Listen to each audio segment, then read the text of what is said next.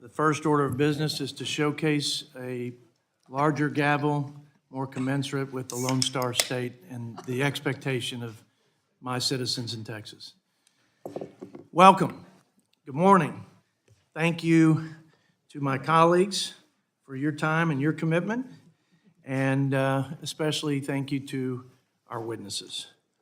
My script here.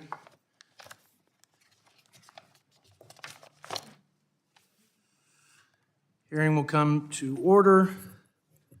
I yield myself such time as I may consume for an opening statement. This committee is charged with the fiduciary responsibility of resourcing the people's government and the fiscal trajectory of the United States of America.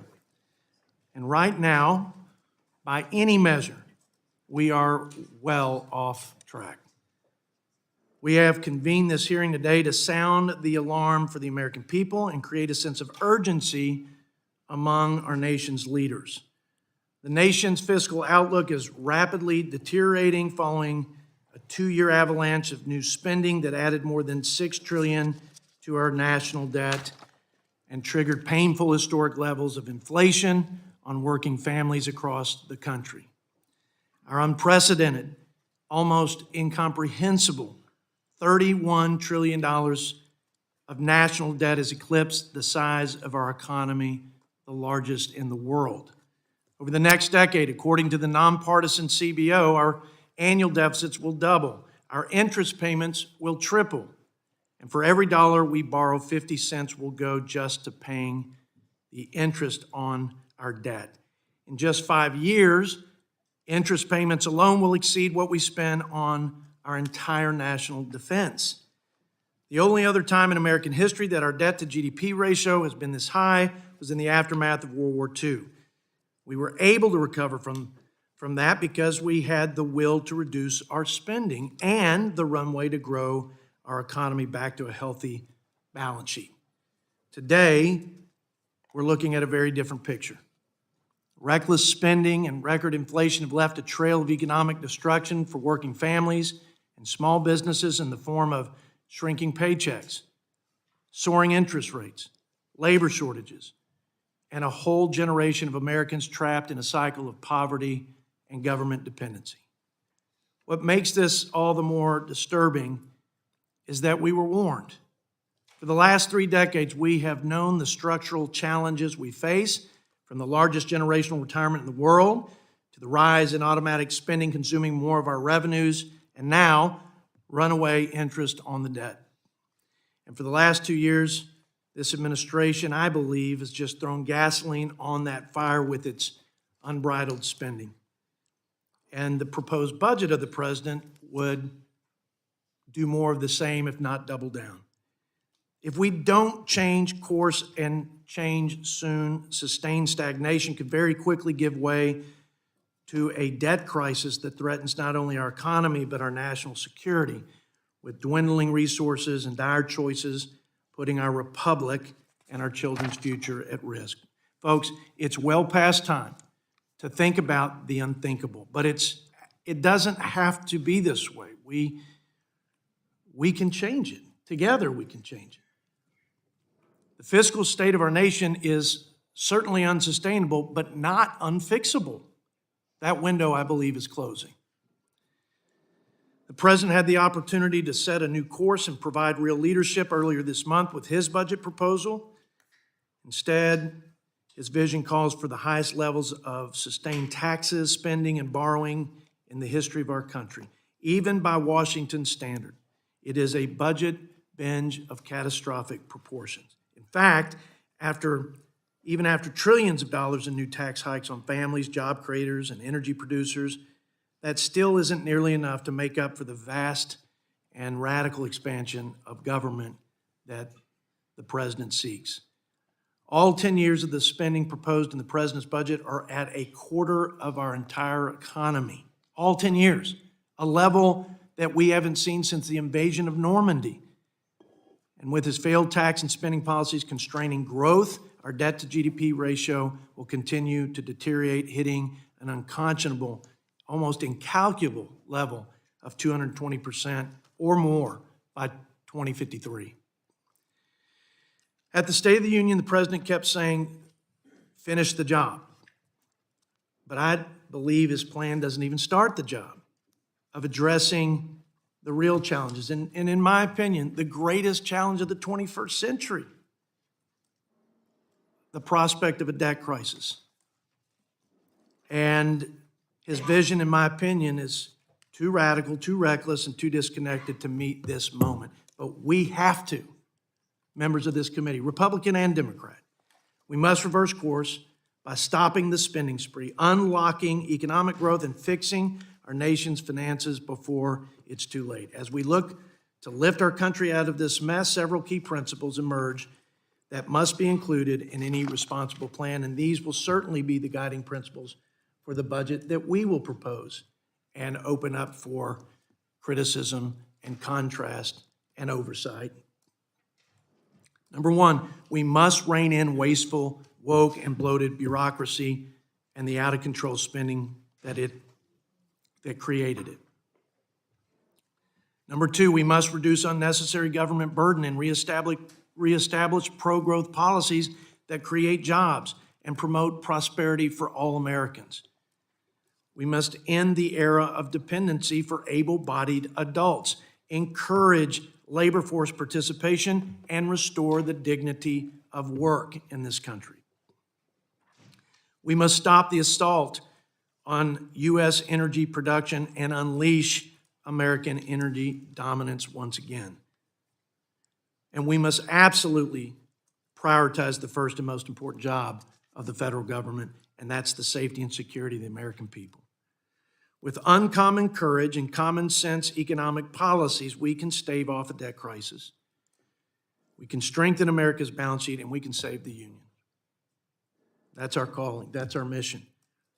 May have different views on how to do that, but I hope that we can at least agree that this current path is completely unsustainable, and we can't continue down it for the love of country and our children's future. The longer we wait to start this work, the more drastic our choices will be. The more likely it becomes that future generations will be trapped in a broken economy with a bleak outlook at best. If we don't have a sense of urgency about the task before us, as I said, our children will not inherit the blessings of liberty and opportunity. Instead, they'll reap the whirlwind of an irreparable economic disaster in some form and at some point. Scary thing is, most people don't know when, but when it happens, it's hard to put it back. We've sounded the alarm, my friend and ranking member, and now we must answer the call to act. I now recognize my friend and colleague, the ranking member from Pennsylvania, Mr. Boyle, for his opening remarks. Thank you, Mr. Chairman. Thank you for holding this hearing today. And also like to welcome our witnesses and really appreciate you taking the time to be here. The first thing that must be said when considering the fiscal state of the Union is that we are having this discussion from a place of economic stability and strength that would have been unimaginable 2 years ago. And I know I began our last hearing by reciting this, and I'll do so again because it is worth remembering. In March of 2021, exactly 2 years ago, the nonpartisan Congressional Budget Office was projecting that unemployment would remain above 4% for the rest of the decade. But after the passage of the American Rescue Plan, that picture changed dramatically. Unemployment fell rapidly, and the speed and size of our economic recovery has made America the envy of the world. Experts at Moody's Analytics found that the American Rescue Plan helped create 4 million additional jobs and doubled GDP growth in 2021. Today, American workers have benefited from a record 12.4 million jobs created since President Biden took office. So there is no doubt the American Rescue Plan dramatically changed our fiscal state for the better. But it was a response to a once-in-a-generation pandemic and the associated economic crisis, not a permanent fix to address underlying issues impacting our society and our economic outlook. Which brings me to my next point. We agree, our nation does face long-term fiscal challenges. Our population, like most in the Western world, is aging. So healthcare, Social Security, and Medicare costs are rising. Rising inequality is making our country more vulnerable to recessions and other economic shocks, hampering growth. Climate disruptions are becoming more frequent and more expensive. And we lag peer nations in investments in children, especially in the early years of their lives, where you get the best bang for your buck. And yes, deficits and debt are projected, especially in the next decade, to reach levels that simply none of us would be comfortable with. So we're seeing a similar picture, and we do have very different ideas as to where the solutions lie. Democrats have used our fiscal space to make responsible, pro-growth investments that strengthen our communities and our economy while paying down the deficit. That's why Democrats followed up on the success of the Rescue Plan with historic legislation to set our nation and people up for long-term success, including the Infrastructure Investment and Jobs Act, the CHIPS and Science Act, FY 22 and 23 appropriations bills, and the Inflation Reduction Act. Now, I do want to address where I think there is some disagreement. Republicans believe we can cut our way to a balanced budget. That's not only false, it's dangerous. Analysis from the nonpartisan CBO proves this. An attempt to balance the budget without touching Social Security, Medicare, defense spending, veterans mandatory spending, and without increased revenues would require eliminating every program, every service, and every investment Americans count on. In the end, it still wouldn't balance the budget, but it would gut government to the point society would no longer be able to function. These types of proposals have devastating consequences. Dr. Zandy and Moody Analytics released a projection a few weeks ago that showed these policies would cause a recession in 2024, eliminate 2.5 million jobs, and push unemployment to about 6%. We can't escape the bottom line. To tackle our long-term fiscal challenges, we need to rebalance our tax code and prioritize investments with a high rate of return. For there is no better investment than investing in the American people. And with that, and just under the 5 minutes, I want to thank our witnesses for being here. I look forward to their testimony, and I yield back the remaining 14 seconds. Efficient. See? I note your efficiency, my friend, and I appreciate that because we have a panel of experts here today, and I know they have tremendous insight to share with us, all of them across the board here. So the Honorable David Walker has joined us, and he is the 7th Comptroller General of the United States from 1998 to 2008. Thank you, sir, for your service. Also joining us today on the panel, the Honorable John Taylor, Professor of Economics at Stanford University and former Undersecretary of the Treasury for International Affairs from 2001 to 2005. We also have Mr. Scott Hodge, President Emeritus and Senior Policy Advisor at the Tax Foundation, and then Dr. Mark Zandy, Chief Economist of Moody's Analytics, and we are honored by your presence, and we appreciate your insight. So we've received your written statements as a committee. They'll be made part of the formal hearing record, and now you will each have 5 minutes to deliver your oral remarks. Mr. Walker, we will begin with you, and I yield the 5 minutes. Thank you, Mr. Chairman, Ranking Member Boyle, members of the House Budget Committee. Appreciate the opportunity to testify. I'm a political independent who's been fighting for fiscal responsibility and sustainability for 30 years, beginning when I was one of 2 public trustees for Social Security and Medicare, and we blew the whistle to say that those programs were not sustainable in their present form. When I became Comptroller General of the United States and head of the GAO in 1998, debt to GDP was about 60%, and we were in surplus. When I left, as head of the GAO in 2008, debt to GDP was a little over 60% before the banking crisis, but I could tell that we were in terrible shape and things were going to get a lot worse. Unfortunately, since I left GAO, the debt subject to the debt ceiling has tripled, debt to GDP has doubled, and both metrics are still increasing at a rapid rate.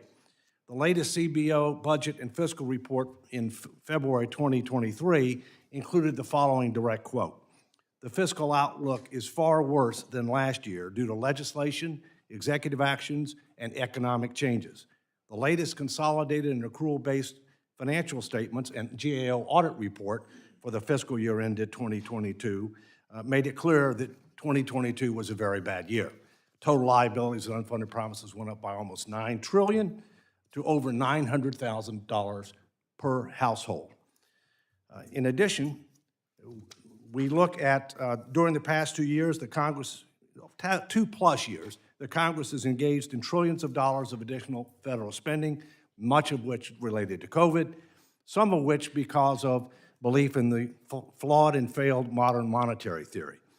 The Fed, intentionally or unintentionally, enabled such actions by keeping interest rates too low for too long and bought trillions of dollars of Treasury securities directly. The resulting significant increase in interest rates resulting from the Fed's effort to combat inflation during the past year contributed to the recent bank failures and current uncertainty in our banking system. Looking forward, the latest CBO long-range budget projection of February 2023 estimated the debt to GDP will climb to 193% by 2050. That's an 8% increase above the projection last year. You know, there's a tendency to focus on numbers when talking about budget proposals, but it's important to remember that the budget is not just about numbers. It's a proposed policy path.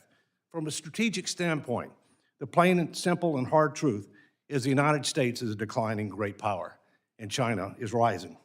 The facts are clear and compelling. It is true that the U.S. is the leading global superpower today, but the real question is, will we remain so in the future? One of the biggest differences between China and the U.S. is that China has a comprehensive, integrated, outcome-based strategic plan to achieve its economic, diplomatic, military, and cultural objectives, and the United States does not. The federal budget is a short-term policy proposal. It's not a long-term plan, and it's not outcome-oriented. Today, America is flying blind in mountains of debt and without a navigation system. This is unacceptable and must change if we want our future to be better than our past. President Biden proposed his fiscal 2024 budget on March 9. It proposes a 57% increase from the pre-pandemic level in fiscal 2019 and results in annual deficits in excess of 5% of GDP over the next 10 years, despite $3 trillion in tax increases during the same period.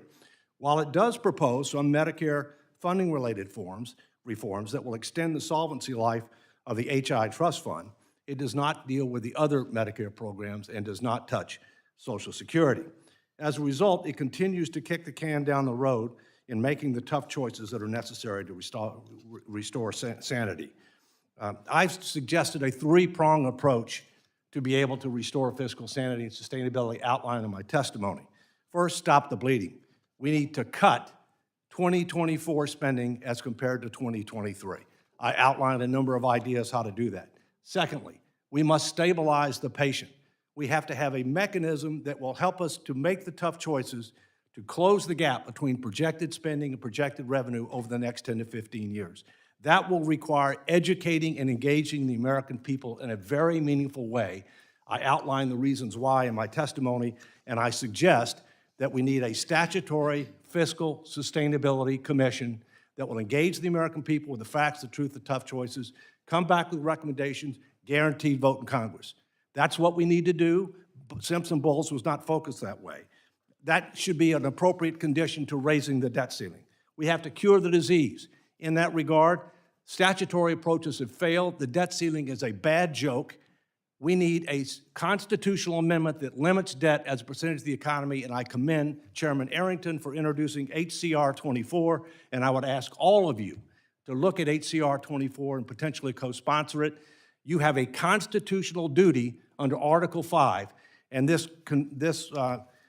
Convention of States to propose a fiscal responsibility amendment should have been called in 1979, and I outline all the differences. And the dollar has gone down over 75% since then, and the debt has exploded from less than $1 trillion to $32 trillion. In closing, we need to learn from history, and we need to learn from others. I'll give you one piece of history. Rome lasted over 1,000 years. It was a superpower in its time. Rome no longer exists. It went out for several reasons: fiscal responsibility, political incivility, moral decline, overextended military, and inability to control its borders. Do those sound familiar? It's time to wake up, create mechanisms to make tough choices so that our future can be better than our past. Thank you, Mr. Chairman. Thank you, Comptroller General. Now yielding 5 minutes to Dr. Taylor.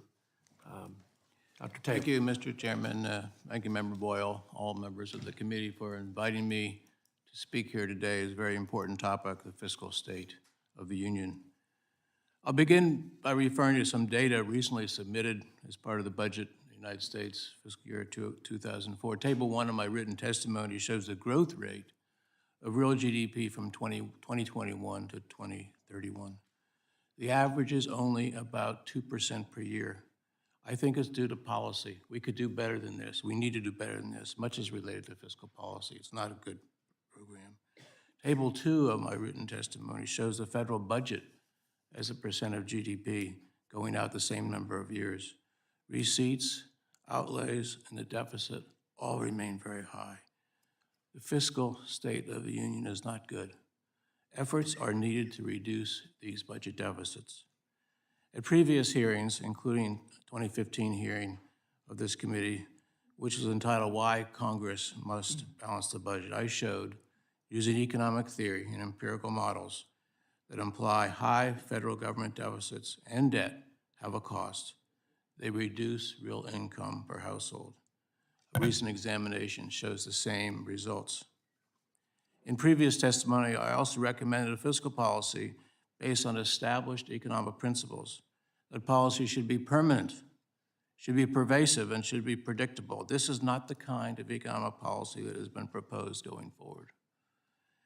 Rather than being predictable, the policy response has created uncertainty about the debts, growing federal spending, future tax rate increases, new regulations, even how we will exit from the rules-based monetary policy. Rather than permanent, it is temporary and thereby not creating a lasting economic recovery. Rather than being pervasive, it targets certain sectors or groups. It's not surprising, therefore, that the policy has left us with lower growth going forward. Going forward, I think we need a renewed set of principles. Based on experience as well as economic theory, I recommend this alternative, a stimulus mantra: permanent, pervasive, and predictable. It's so important to get this right, and those are the 3 characteristics that I elaborate in my written testimony. Let me conclude, if I may, with a word about monetary policy, which is closely related, closely linked to fiscal policy, as well as to regulatory policy, as well as international economic policy. I am very pleased that the Fed has again included in its monetary policy report rules such as the Taylor Rule, named after me, in this monetary policy report. It is good that rules are back. I think it's terrific, but the Fed got behind, as we have already heard, in formally incorporating rules or procedures into its actual decisions. Thus, inflation has risen. It's not the only reason, but it's a big reason. We are still living in a high inflation era unless monetary policy actions continue to be taken.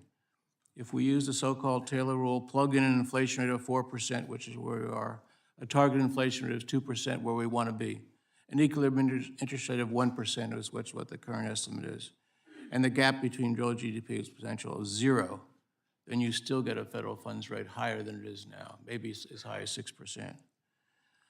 There are now reasons greater than ever for the Fed to use a more rules-based policy. The policy interest rate should increase as inflation rises, as has now begun to happen big time.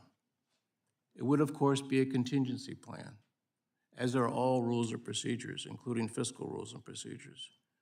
This would greatly reduce the chances of large, damaging changes later. Thank you, Mr. Chairman. I thank the gentleman and now yield 5 minutes to Mr. Scott Hodge. Thank you, Mr. Chairman, Ranking Member Boyle, members of the committee. Last week, I was in Kyiv, Ukraine. I was a guest speaker at the Ukrainian Tax Reform and Anti-Corruption Summit, sponsored by the government. The goal of the summit was to provide Ukrainian leaders with best practices on how to reform their tax system, strengthen their economy, and get their fiscal house in order.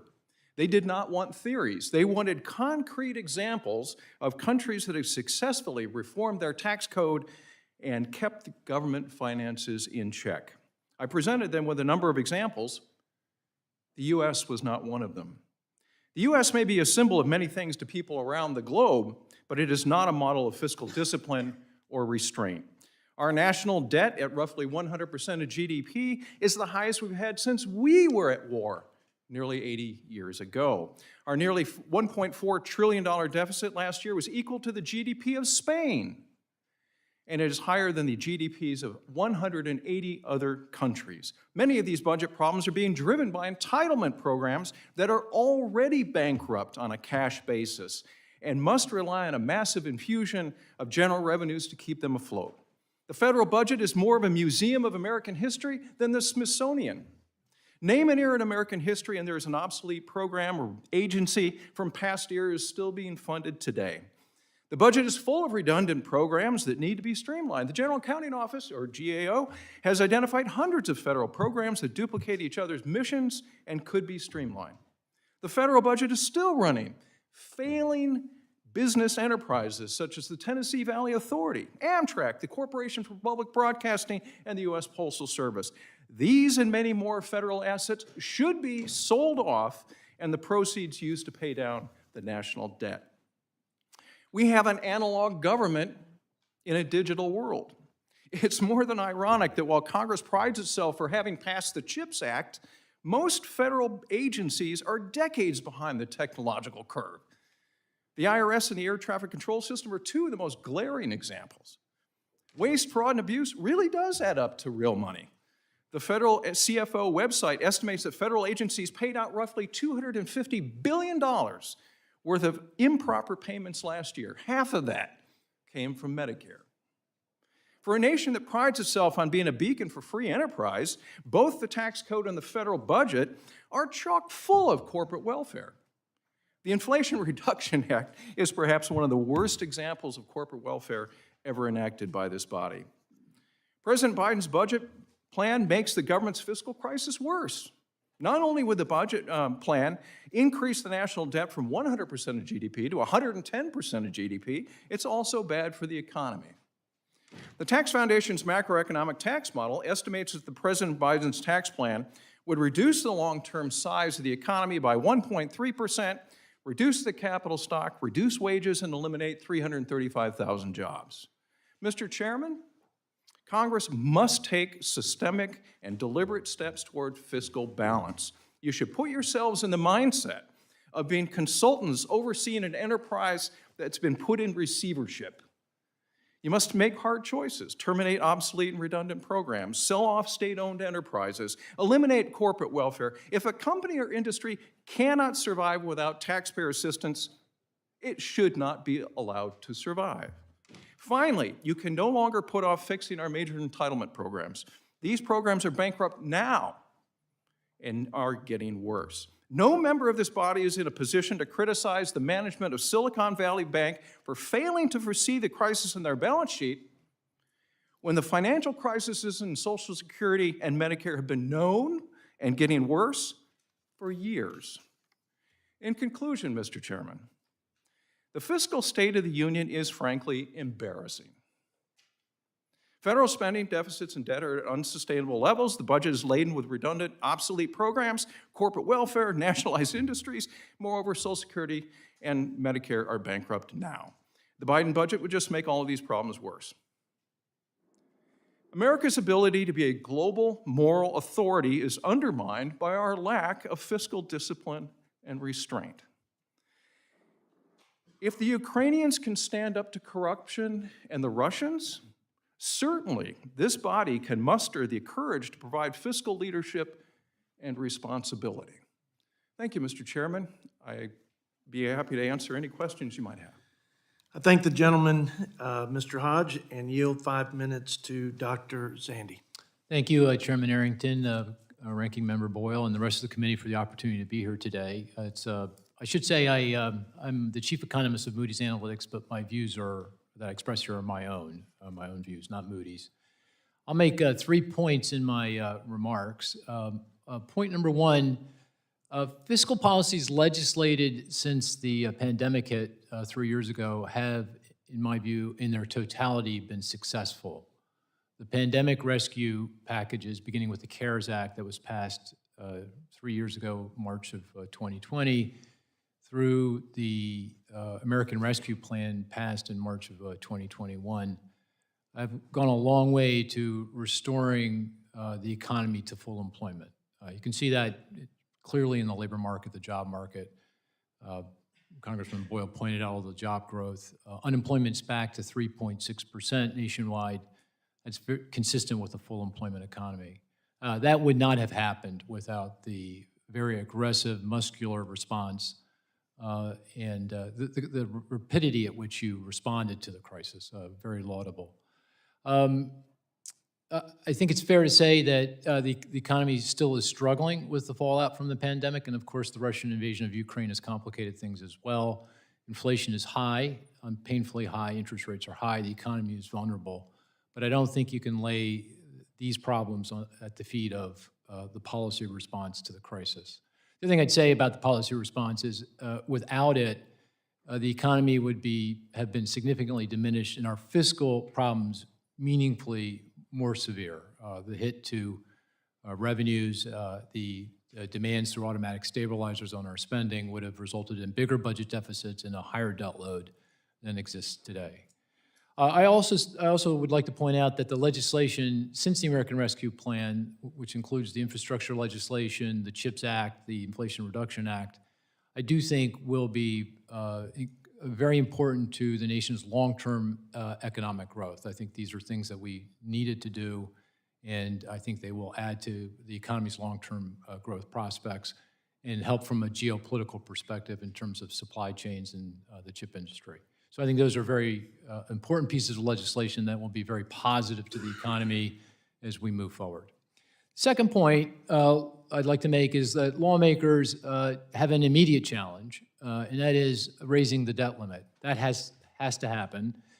Very uncertain when the Treasury is going to run out of cash to pay all the government's bills on time, but by our calculation, that's going to happen sometime in mid-August.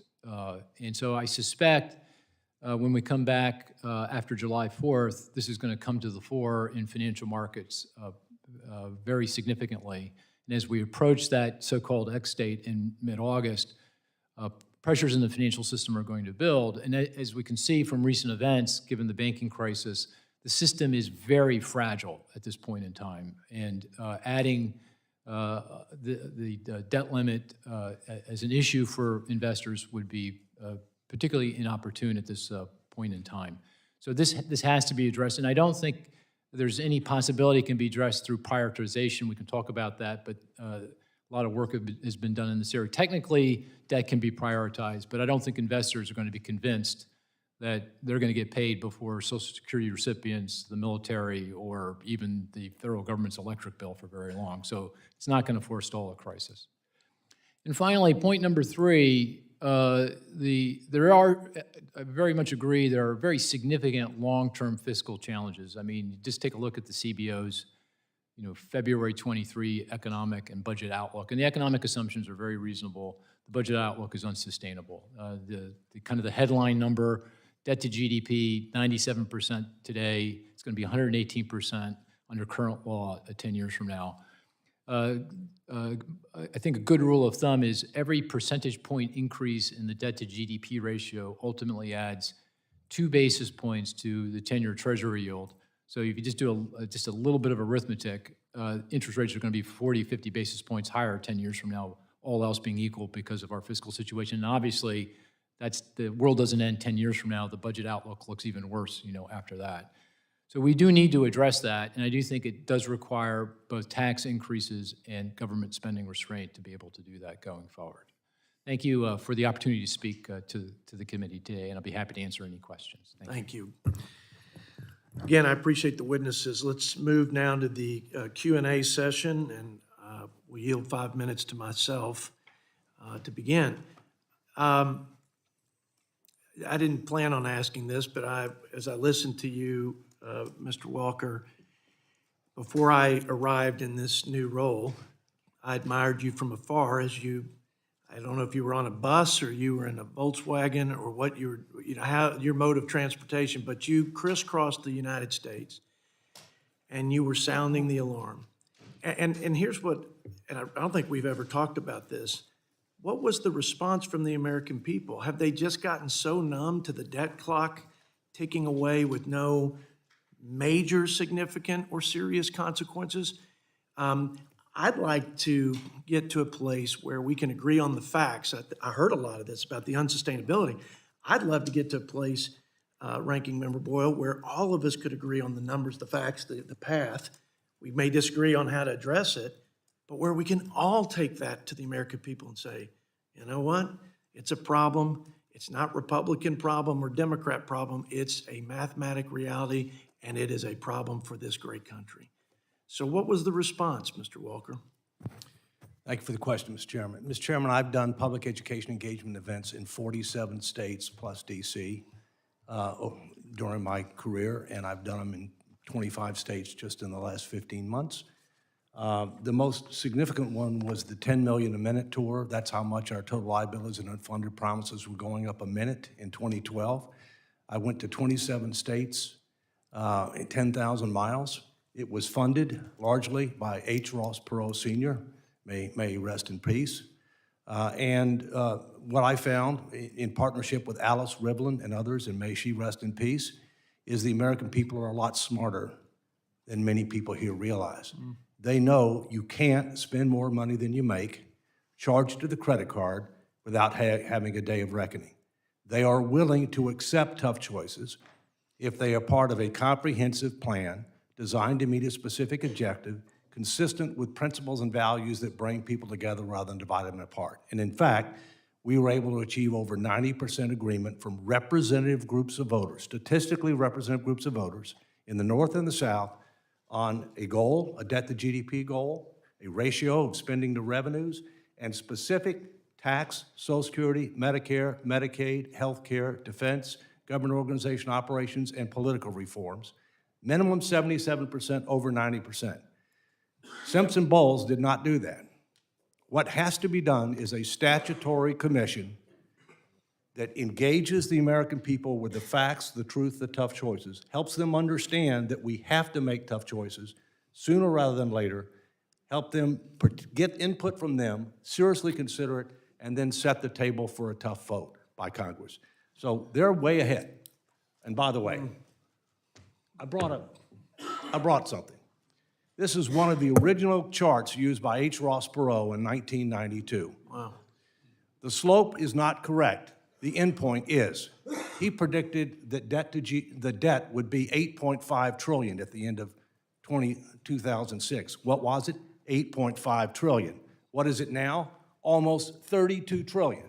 And as I mentioned before, that doesn't count unfunded civilian and military pensions, retiree health care, Social Security, Medicare. The real number is $123.5 trillion, going up by almost $10 trillion a year. That's the hole we're in, ladies and gentlemen. Stunning. Dr.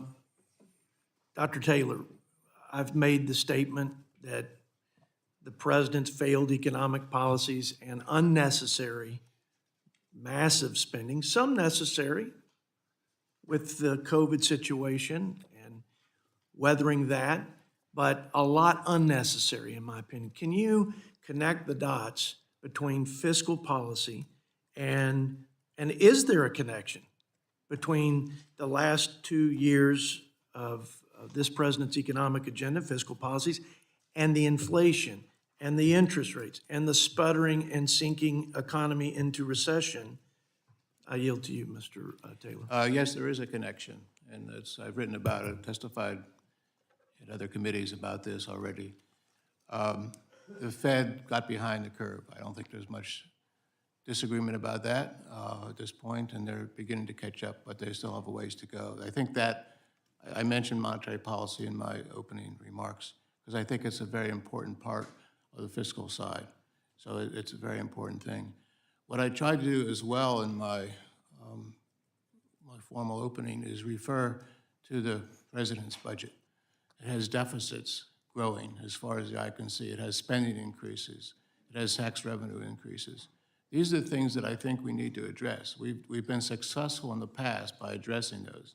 So I urge the committee to take this on and have substantive description of what we need to be doing. I outlined a little bit in my testimony, but I think it's important to get this deficit out of the picture as much as possible. And that requires some adjustments on revenues and adjustments on spending as well. I think the gentleman, I have so many questions in so little time, so I'm going to yield to my ranking member, Mr. Boyle, for his questions. Thank you. I want to pick up on the idea of balancing the budget in 10 years, because some of my colleagues on the other side of the aisle have committed to that. Speaker McCarthy has made that as a goal. But at the same time, they've also made as a goal no tax increases and no changes to Social Security, Medicare, defense. I referenced this in my opening statement to Dr. Zandy. Given the analytics that Moody's did on this kind of a proposal a couple weeks ago, can you talk about what level of cuts would have to go to everything else government does if you were to attempt to pursue a policy like that? And I think the CBO actually released a memo very recently documenting the severity of the cuts that would be necessary to achieve a balanced budget 10 years from now under the restrictions that you articulated. And, you know, pretty clearly it's not realistic. It would require a complete cut of all discretionary non-defense spending to achieve that. And that probably understates things in the sense that it's a static score, meaning it doesn't account for the impact of those changes on the economy and what that would mean for revenue, what that would mean for the automatic stabilizers and spending. So it's probably not even possible to achieve that over a 10-year period. And moreover, given the current state of the economy, the high inflation, the high interest rates, the vulnerabilities to the economy, significant cutting at this point in time, you know, if it were any time in the near future, I think would be the fodder for a recession. And you articulated kind of the fallout in terms of jobs and unemployment, and it would be quite significant. So I don't think that proposal is at all feasible or realistic. Thank you. And Moody's projected 2.5 million job losses as well as a recession in 2024 if that sort of policy were to come about. Let me pick up on the debt ceiling. Can you begin to describe what the consequences would be if for the first time in American history we breached the debt ceiling? There's short, immediate consequences and longer-term consequences. The immediate consequence, I think under any scenario would be, we would go into recession, it would be severe, financial markets would be upended, we would have turmoil in markets. As I mentioned earlier, particularly in the context of the current fragility in the banking system, financial system more broadly that exists already today. So my sense is that if you want to kind of make it more concrete, if you remember back to TARP, that was the bailout package that was passed during the financial crisis, $700 billion package for banks, vehicle industry, and housing. Congress voted that down initially, and when that happened, markets tanked. You know, equity prices fell, credit spreads gapped out, and of course, it was so harrowing to watch. I can remember just watching the TV at that time. It was very harrowing. Congress immediately reversed course and passed TARP. That's the same kind of dynamic in the near term that would, I think, happen here. What would be the effect on the status of the dollar as the world's reserve currency? It'd be significantly diminished. How could it not be? I mean, the reason why the rest of the world wants to put their savings into dollars as a reserve currency is because they feel it's money good. That if they, if they hold dollars, hold bonds, U.S. Treasury bonds, that they're going to get their money back on time with no delay, as is in their agreement with the U.S. Treasury. If we break that, then interest rates will be higher for forever, and the interest expense to us would be higher, and our fiscal problems more significant, and governments would not want to hold the dollar to the same degree as a reserve currency. They'll look for other ways of other currencies to hold their reserves in. And let me, my time is about to expire, so can you reference this a little bit in your testimony? There's a bill that was passed out of committee recently, so-called debt prioritization. How would the rest of the world and the markets interpret this? Would they interpret it as legitimate, or would they, in fact, interpret it as basically default by another name? They view it as it's the U.S. Treasury bond I invested in is not money good. I'm not going to get my money on time as is agreed to.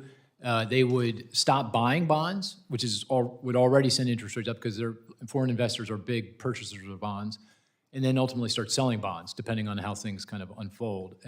But they would not remain as investors in U.S. Treasury, certainly not to the degree that they are right now. Thank you. I yield back. Thank my friend from the Commonwealth and yield to the gentleman from California, Mr. Tom McClintock. Well, actually, most states have such a provision in their constitutions, and Ben Bernanke credited that provision with confidence in their bonds, but that's not what I want to talk about. Mr. Zandy, from your testimony, it sounds like you believe our fiscal policy is generally on the right track, especially the major spending programs over the last few years, although you think we need to raise taxes to reduce the deficit. Is that a fair summary? Yeah, I would say. Mr. Taylor, Okay. What's the history of tax revenues in this country? My understanding is that regardless of tax rates, tax revenues are historically amazingly stable at between 13 and 19% of GDP. Is there a natural limit to the percentage of GDP we can actually tax? The limit is the effect on the economy. And you have a responsibility to make sure the economy doesn't tank. And so that's the limit. And at least going as far back as World War II, we've never exceeded about 19% of GDP. So are we pretty much at that limit now? We are very close. That's very close. Mr. Hodge, I know of only three ways of paying for government spending. Current taxes, which reduce current productivity. Borrowing, which crowds out the capital market that would otherwise be available to lend to consumers wanting to make consumer purchases. It runs up interest costs and has to be redeemed ultimately as future taxes. And of course, inflation that hollows out people's savings and earnings. Are there any other way to pay for spending? No, Congressman. So, to borrow a Clinton maxim, it's the spending stupid. There's only one place to get the money for federal spending, and that's from American taxpayers and the private economy. Inflation is caused by too many dollars chasing too few goods. When this administration took office, inflation stood at 1.4%. The Democrats then printed and spent trillions of dollars that we didn't have. Inflation in the last 25 months is up about 15% total, I believe. Does that mean that a savings account of $100,000 the day that Joe Biden took office is now worth about $85,000 in actual purchasing power? Sadly, that's true, and I agreed with economists like Larry Summers and Jason Furman, who they were warned. They said the American Rescue Plan was going to cause inflation, and it certainly did. Yeah, they were warned by many economists. They were warned. Not by Mr. Zandy, but by many others. Yeah. Does that also mean that a $50,000 annual income the day that Joe Biden took office it would now purchase about $42,500? So that's basically a tax of $7,500 on annual savings and $15,000 in that $100,000 savings account that a person's. You've hit on the point here. Inflation is a tax on American people and their livelihoods and their standard of living. And right now, inflation is clawing away at their living standards. The day that Biden took office, the southern border was under control. The Mexico policy had slowed phony asylum claims to a trickle. Border wall was nearing completion. ICE was enforcing court-ordered deportations. That very day, Joe Biden reversed these policies. And since then, 1.9 million illegal aliens have been admitted to the country in violation of law. And while the Border Patrol has been overwhelmed with that, another 1.2 million known gotaways evaded them. Now, that's an illegal population admitted to this country in 25 months that is larger than the entire population of the state of Arkansas, a state with 4 congressional seats, in 25 months. How does that affect the income of working Americans? Well, number one, we have the challenge of trying to care for these people and the demands that it's putting on the poor Well, folks. that's the in impact on Texas. taxpayers, on the It's a big social impact safety on- net, on our schools, on our hospitals. What's it doing to the incomes of working American families? Well, some would believe that the influx of low-income workers drives down the wages of current workers. How can it be How can it be otherwise if you're adding millions of unskilled laborers? Well, there's a lot of into the evidence, marketplace? however, that we do need more workers in the United States because we have this gap. 3.1 million? We need to have more skilled workers in the United States. On Inauguration Day, the average price of gasoline was $2.39 a gallon. We were energy independent for the first time in decades. That afternoon, Biden canceled the Keystone Pipeline, which today would have been completed and delivering 850,000 barrels of crude oil into American markets. He canceled oil exploration on federal lands. He's presided over a virtual moratorium on new drilling permits. One study estimates that if the Trump energy policies had remained in place, we'd be producing between 3 and 5 million barrels a day more oil. What are the implications of these policies on energy prices and economic growth? Congressman, we're our own worst enemies when it comes to this. Here we were net exporters of oil in the United States. We could have solved Europeans' problems, both oil and gas, but I think this administration has gone the wrong direction and has caused the crisis that we now have with both of these things. It reminds me of the 1980s when we passed the windfall profits tax, which actually reduced domestic production and caused us to be more dependent on foreign oil. It's completely ridiculous. We've done it to ourselves. We did it to ourselves.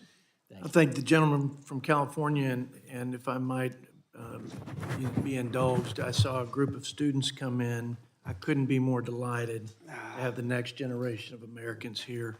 This is an important conversation, and we all, I think, agree this is a serious issue, and I don't think it will impact anybody more than the young people that are sitting here in this hearing room. So welcome, we're delighted to have you. Mr. And now to my friend, yes, sir.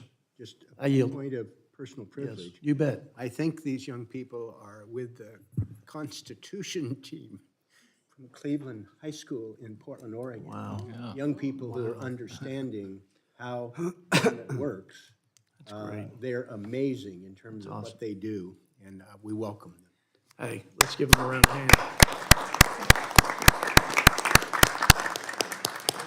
I thank my friend from Oregon, but now yield 5 minutes to the gentleman from New York, Mr. Higgins. Thank you, Mr. Chairman. The proposed Biden budget of $6.9 trillion is about 29% of the U.S. economy. The United States is less than 5% of the world's population and about 27% of the world's economy. A default on American debt would not only destroy the American economy with high recession, lost household savings, lost retirement savings, but it would drag the entirety of the world economy down with it. Past 5 recessions started under Republican administrations. July of 1981, July of 1990, March of 2001, December of 2007, in February of 2020. The national debt increased more rapidly under Republican administrations, under the past 4 administrations, an average rate of 10.2%, including $8 trillion under the previous administration, and the debt ceiling was raised by the very people that say that we have to do something about all of this. They did something. They contributed to the debt, and therefore have a moral responsibility to raise the debt ceiling to help the American economy. As has been said here by many, the best way to grow an economy is to invest in it. You know, we saw it in the 1990s under the Clinton administration. They had 4% economic growth for each year over 8 years. There wasn't budgetary deficits, there were budgetary surpluses. Those surpluses were taken by the next administration, a Republican administration, to provide tax cuts to the very, very wealthy on the faulty theory that trickle down would help grow the economy, and it didn't. So we just came off, horrible 3 years in the pandemic. Nobody was lining up for Russian and Chinese vaccines. It was the messenger RNA vaccine, which is the genetic material that tells a cell to make a protein, which is the active ingredient in the vaccine. 2 million Americans were saved because of that. The American economy was saved because of that. Yeah, we spent a lot of money, and inefficiently. Some $5 trillion, somebody said on the other side that too much money chasing too many goods created inflation. Guess what? Bloomberg Analytics forecast that inflation at this time next year will be down to 2.5% from a high of 9.1% in July. The Inflation Reduction Act, somebody called that corporate welfare. The real corporate welfare, truthfully, is not the IRA. It's the IRS and tax avoidance. The previous administration's IRS commissioner said that we're losing. We're losing $1 trillion a year because of tax avoidance. Well, the IRS commissioner, that's what he said.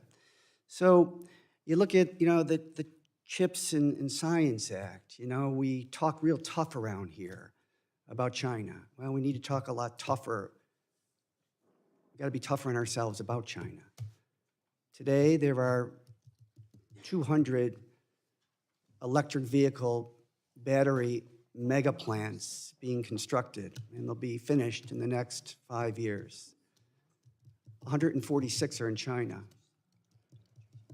24 are in Europe, and 11 are in the United States. What is the CHIPS and Science Act and the Inflation Reduction Act intended to do? It's intended to accelerate United States manufacturing, friendshoring, reshoring, call it what you will. The bottom line is we need to make more things here. In 2 years of the Biden administration, he's created 12 million jobs. It's a pretty good record. The unemployment rate is the lowest it's been in 54 years. And we're accelerating the things that we made and sold to the rest of the world. Now they make and sell to us. So, a lot of bad news is being circulated through here, but this is an extraordinary country that does a lot of great things. And it's not the iPhone or TikTok that are the great products of American innovation. It's stuff like the messenger RNA. It's every technology in your cell phone. Touchscreen technology, voice-activated personal assistant, global positioning satellite, the internet. Guess who created it? Americans, through their investments in DARPA. And then Steve Jobs went and took all that technology that we paid for and made 1 billion smartphones in China. Look, let's be tough on China, but let's be tougher on ourselves about China. And to grow the American economy, you have to invest in it. And the CHIPS Act, the Inflation Reduction Act, the Infrastructure Bill are all intended to do that at a time when our economy took a major beating over the past 36 months. I'll yield back, sir. I thank my friend from New York and now yield to the gentleman from Wisconsin, Mr. Grothman, for 5 minutes. I got over a little what Mr. McClintock went over. Could one of you guys give me a little bit history of debt as a percent of GDP, where we stand now compared to where we stood over the last 80 years? Let's start from the beginning.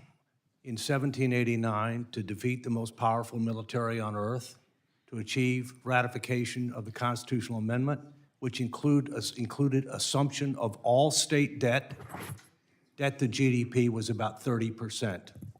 It never exceeded 40%, no matter what, whether we were at war, peace, Great Depression, whatever, until we got to World War II. In World War II, it exceeded 100%, an all-time high, because we defeated the Axis powers, saved the free world, and avoided attack on the continental United States. After World War II, we pulled back spending dramatically, right-sized the military, made some targeted investments in human capital and physical infrastructure through the GI Bill, which my dad benefited from, and through interstate highway system. The economy grew much faster than the debt. Debt didn't go down. Economy grew much faster than the debt. We were down to 30% roughly of debt to GDP in 1980. It went up to defeat the Soviet Union and a variety of other things. We got back fiscal discipline in the 90s. When I became Comptroller General, 1998, it was 60%. When I left in 2008, it was 60%. If you add debt held by the public and debt held by the trust funds, which are guaranteed by the Constitution of the United States, 14th Amendment, the only thing that's guaranteed by the 14th Amendment, nothing else, we're over 120% of GDP. And we're headed up to close to 200% of GDP in the next 30 years if we don't get our act together. So the key is here, not where we've been, not where we are, where we're headed. Both Democrats and Republicans are responsible for where we are, but enough's enough. We're headed off a cliff. Okay. Could you get, obviously, we're going deeper in debt every year. Could you comment a little bit on, well, first of all, is it true that next year our interest on the debt alone will cause our spending to go up $100 billion compared to this year? That sounds about right. And within 10 years, we'll be spending more on interest than national defense. And the shocking thing is if you look at what the government's spending money on, and you compare that to the preamble of the Constitution, it's a total mismatch. Is part of the problem that people around here don't understand the Constitution or what they can do? Do you think that's part of the problem? I keep hearing people say we're a democracy, for Yeah, example. well, which shows my personal fundamental- view, and I've said this publicly, I think every member of Congress should be required to take an exam on the Constitution on Constitution Day in September and publish the results. And I'd be interested to see what the results would be. Very good. There's some people who feel the answer is to increase taxes. Could you comment a little bit on the Laffer curve? In other words, Well, if we... I know if- Art Laffer. I mean, people take it to an extreme, okay? There's a point of diminishing returns, right? Let me just give you the bottom line. I'm a political independent, all right? There's a new four-letter word in fiscal policy. It's called math, all right? President Biden's proposed policy doesn't meet the test.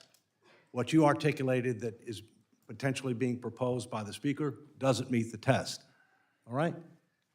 The problem is primarily a spending problem, overwhelmingly, but not exclusively. We've waited too long to solve this problem. You can't grow your way out, you can't cut your way out, you can't tax your way out. You have to create a mechanism that will allow tough choices to be made where everything is on the table to differing degrees, all right? That's what you got to do. You will not solve the problem unless you do that, and you can't do it from Washington. You got to start with the people and end in Washington. Okay. Could you comment on the degree to which spending must fall to begin to get us back on a potentially tenable track? Well, I think the target needs to be debt to GDP. We need to set a target that we can reach in about 10 years, okay? How about in the next 2 years? 'Cause I think 10 years is ridiculous. This place is not capable of sticking. Well, it only does one-year budgets. That's part of the problem. But, yeah, that's part of the problem. But, look, I put out in my testimony that you need to cut 2024 spending at least $200 billion as a down payment. And I gave you specific ideas how to do that. It isn't that tough, okay? I mean, So you believe it's reasonable, but let's just say discretionary spending. You believe it's reasonable to cut discretionary spending by $200 billion this year compared to last year? Well, it's not all discretionary. I mean, the two things that I say is, number one, eliminate the emergency. All spending and subsidies associated with the COVID emergency, eliminate. It's hundreds. It's a huge amount of money. Secondly, eliminate all one-time spending items. There were lots of one-time spending items. You just do that, you get over $200 billion. Just do that, all right? And by the way, I'm on the Defense Business Board. Over time, there's plenty of ways to cut defense spending without compromising national security. Absolutely. Without compromising national security. I thank our witness, and I thank the gentleman, but we're going to now yield 5 minutes to our colleague from Illinois, Ms. Schakowsky.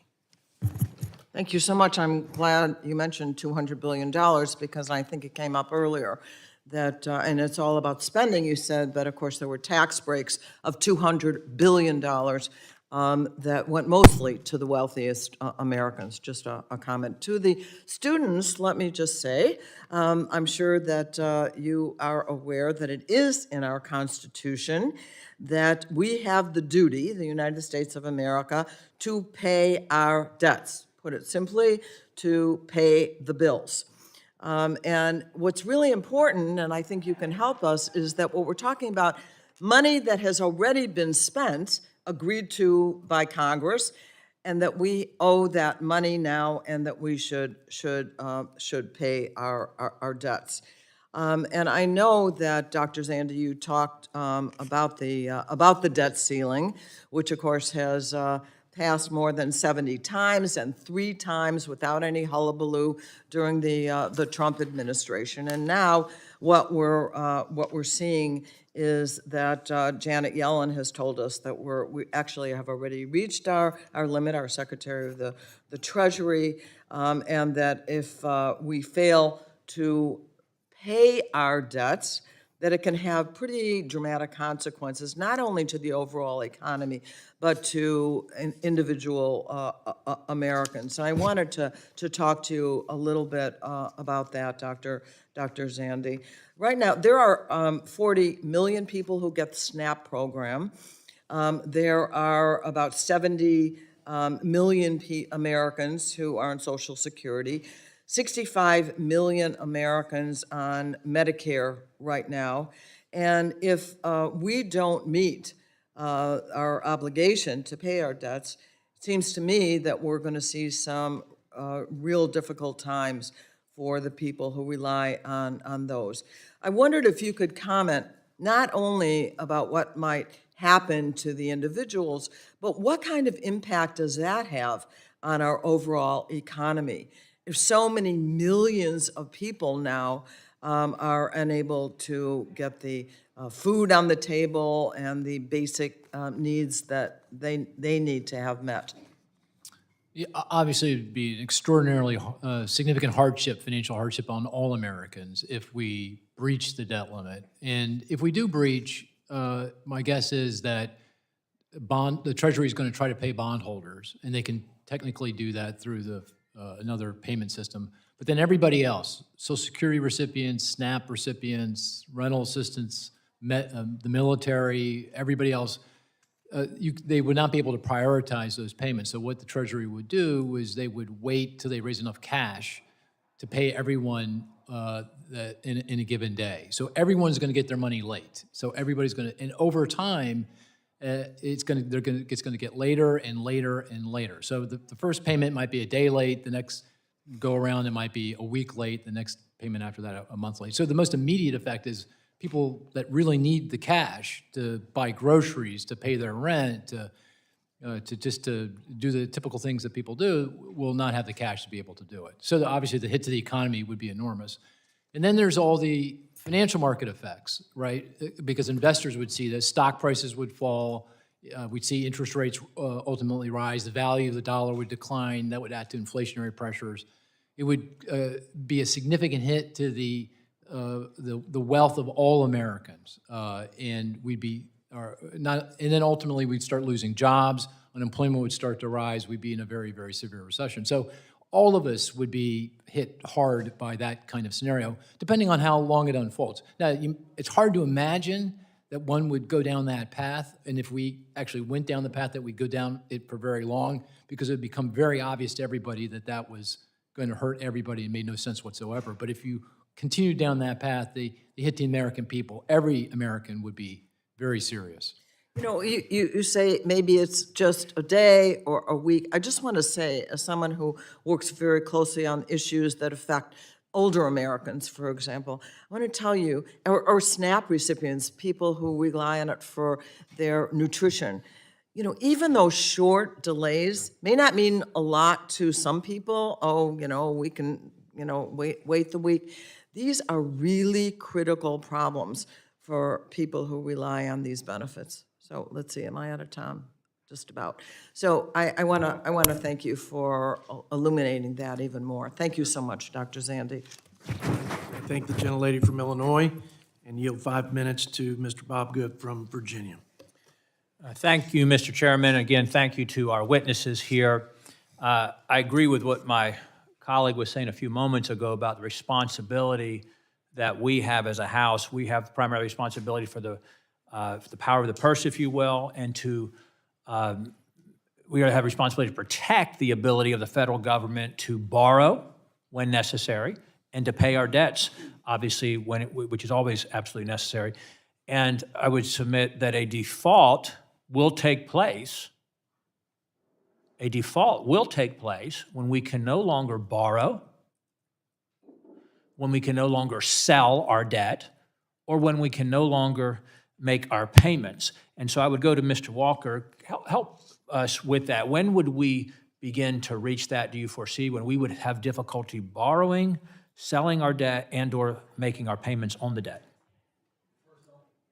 First, only God knows, and God's not telling us. But let me touch on your issue. There's a lot of disinformation and misinformation going around about the debt ceiling, okay? First, it's failed. It needs to be replaced with a debt-to-GDP approach, okay, which can succeed and has in other countries. Secondly, there's only one thing guaranteed by the Constitution of the United States financially.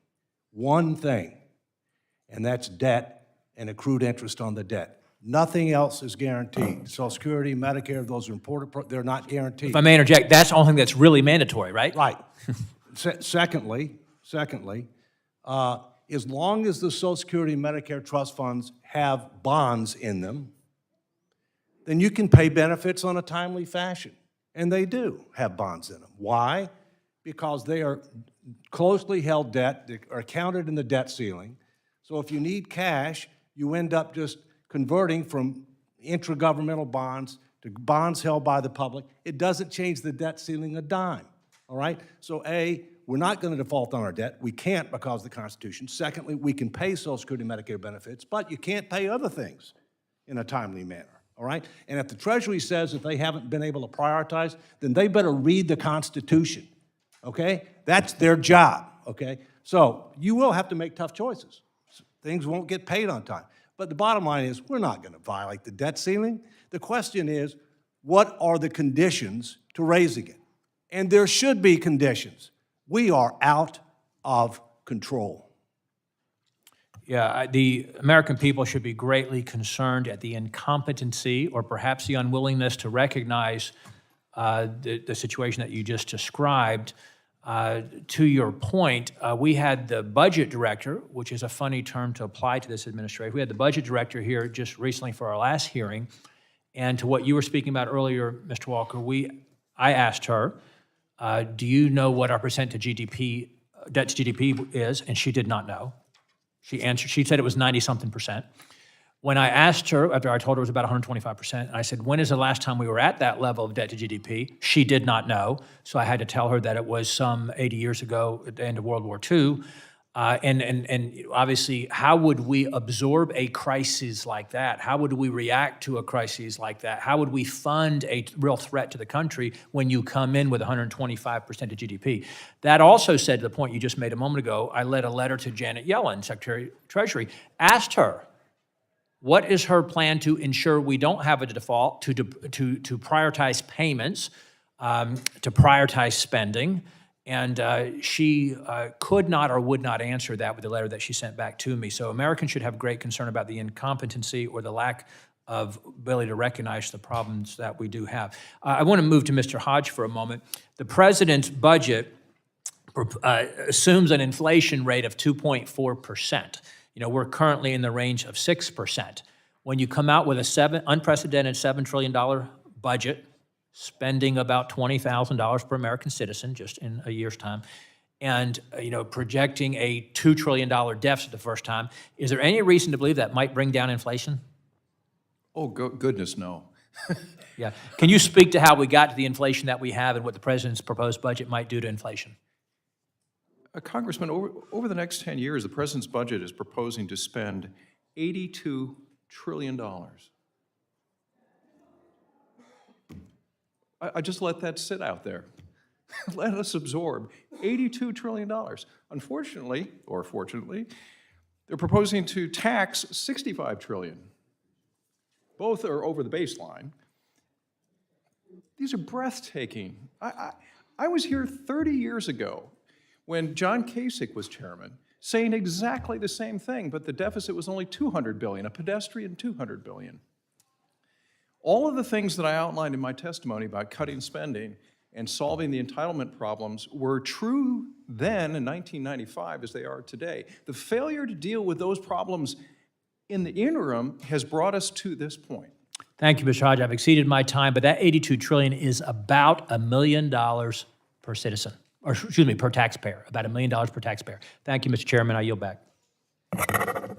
I thank the gentleman from Virginia, and now to the proud representative of the next generation of Americans here with us today, Mr. Blumenauer from Oregon. 5 minutes. Thank you, Mr. Chairman, and I do appreciate your approach in terms of seeing if there are facts we can agree on.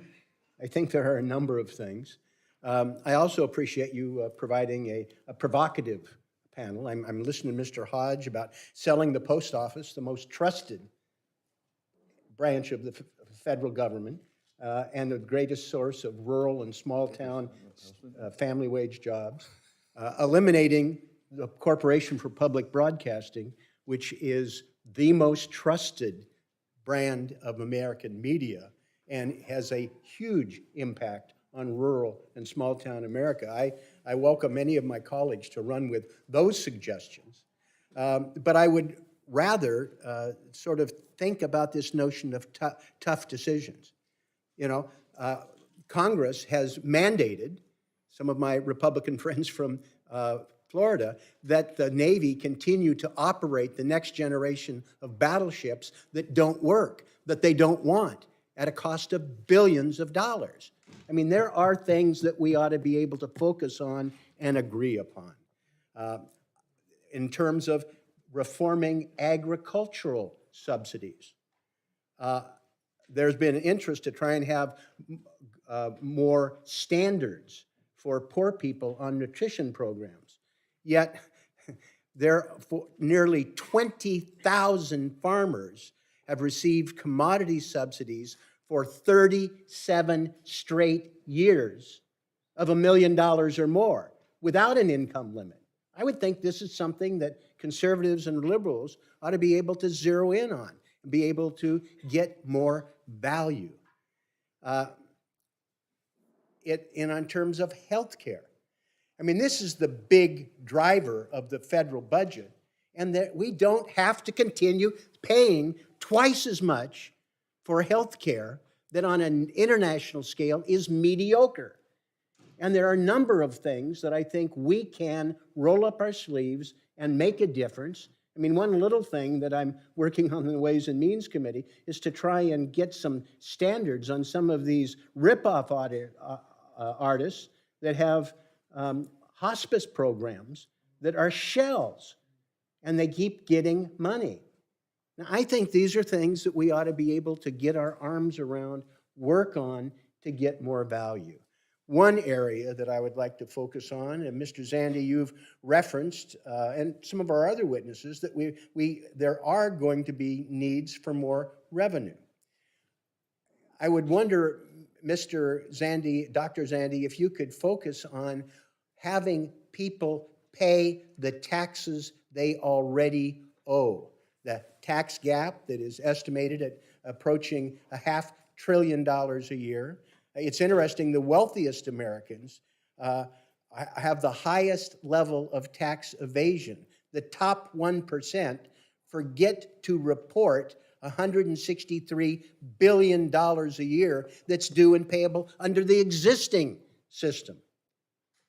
Could you comment on what impact it would have if we actually would collect the taxes due and payable in terms of our fiscal health and in terms of voluntary compliance of our tax system?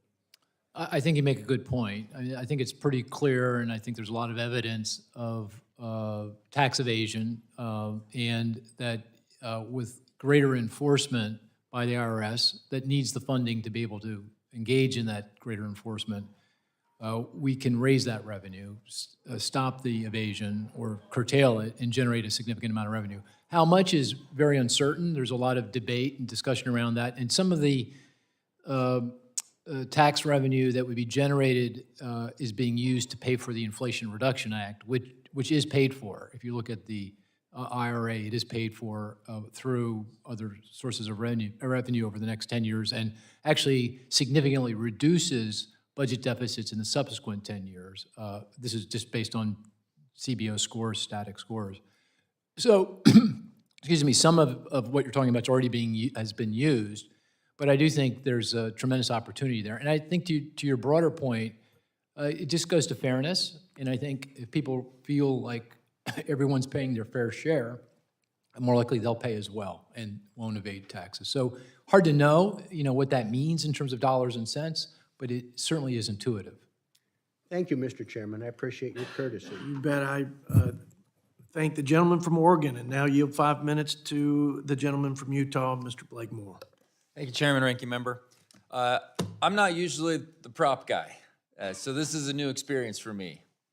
But I want to tell a story, and I want your input to look back over the last 100 years of our nation and have history be either dictate what can happen, or, in my opinion, what could happen, and I hope that and what should happen as we look at what we've gone through. Look, I want to focus on three time frames: World War II, the late 90s, and right now. I think all three are a very important inflection point in what we've got going on, and I just wanted to hear primarily from Mr. Walker, but I think all Mr. Hodge and Mr. Taylor, you all played a significant role in the late 90s, and look forward to your perspective. Look, particularly Mr. Walker, World War II, 106% of GDP. You have gross GDP. You have public debt held by public. Different factors. We had let's just go with 106% of debt to GDP. Thanks for focusing on that metric. We all know that's what we should be talking about always. What did we do? What were the important aspects post-World War II that got us to be able to drive this debt to GDP down in the right trajectory? We restored fiscal responsibility. We dramatically downsized the military, obviously. At the same point in time, we adopted a number of pro-growth policies. We had selected investments in human capital, the GI Bill. We had selected investments in critical infrastructure, but they were investments that generated a positive return on investment. They weren't just called investments, they actually were investments. We do a lot of things around here that we call investments, but they don't generate a positive return on investment, which is important to keep in mind. And so we grew the denominator much faster than the numerator. We didn't pay off any debt. That's why debt to GDP went down. And the metrics really that we ought to focus on are debt to GDP, spending as a percentage of GDP, revenue as a percentage of GDP, mandatory spending as a percentage of the budget, and interest as a percentage of the budget. Those are the things that we ought to focus on like a laser. We saw this starting to uptick leading up to in the 90s, the decade, and you saw, as you did that, so you're saying that people responded to what was going on at the time. And in the 90s, there was a group of people led by, like you mentioned, former chairman of this committee, John Kasich, Senator Bob Dole, as I understand, was impactful. You had Director and Secretary Leon Panetta, at that time was President Clinton's budget director. Those individuals came together and they achieved a balanced budget. Any takeaways from that type of leadership? First, the last fiscally responsible president in this country was Bill Clinton, and the one before him was George Herbert Walker Bush. We haven't had a fiscally responsible president since then.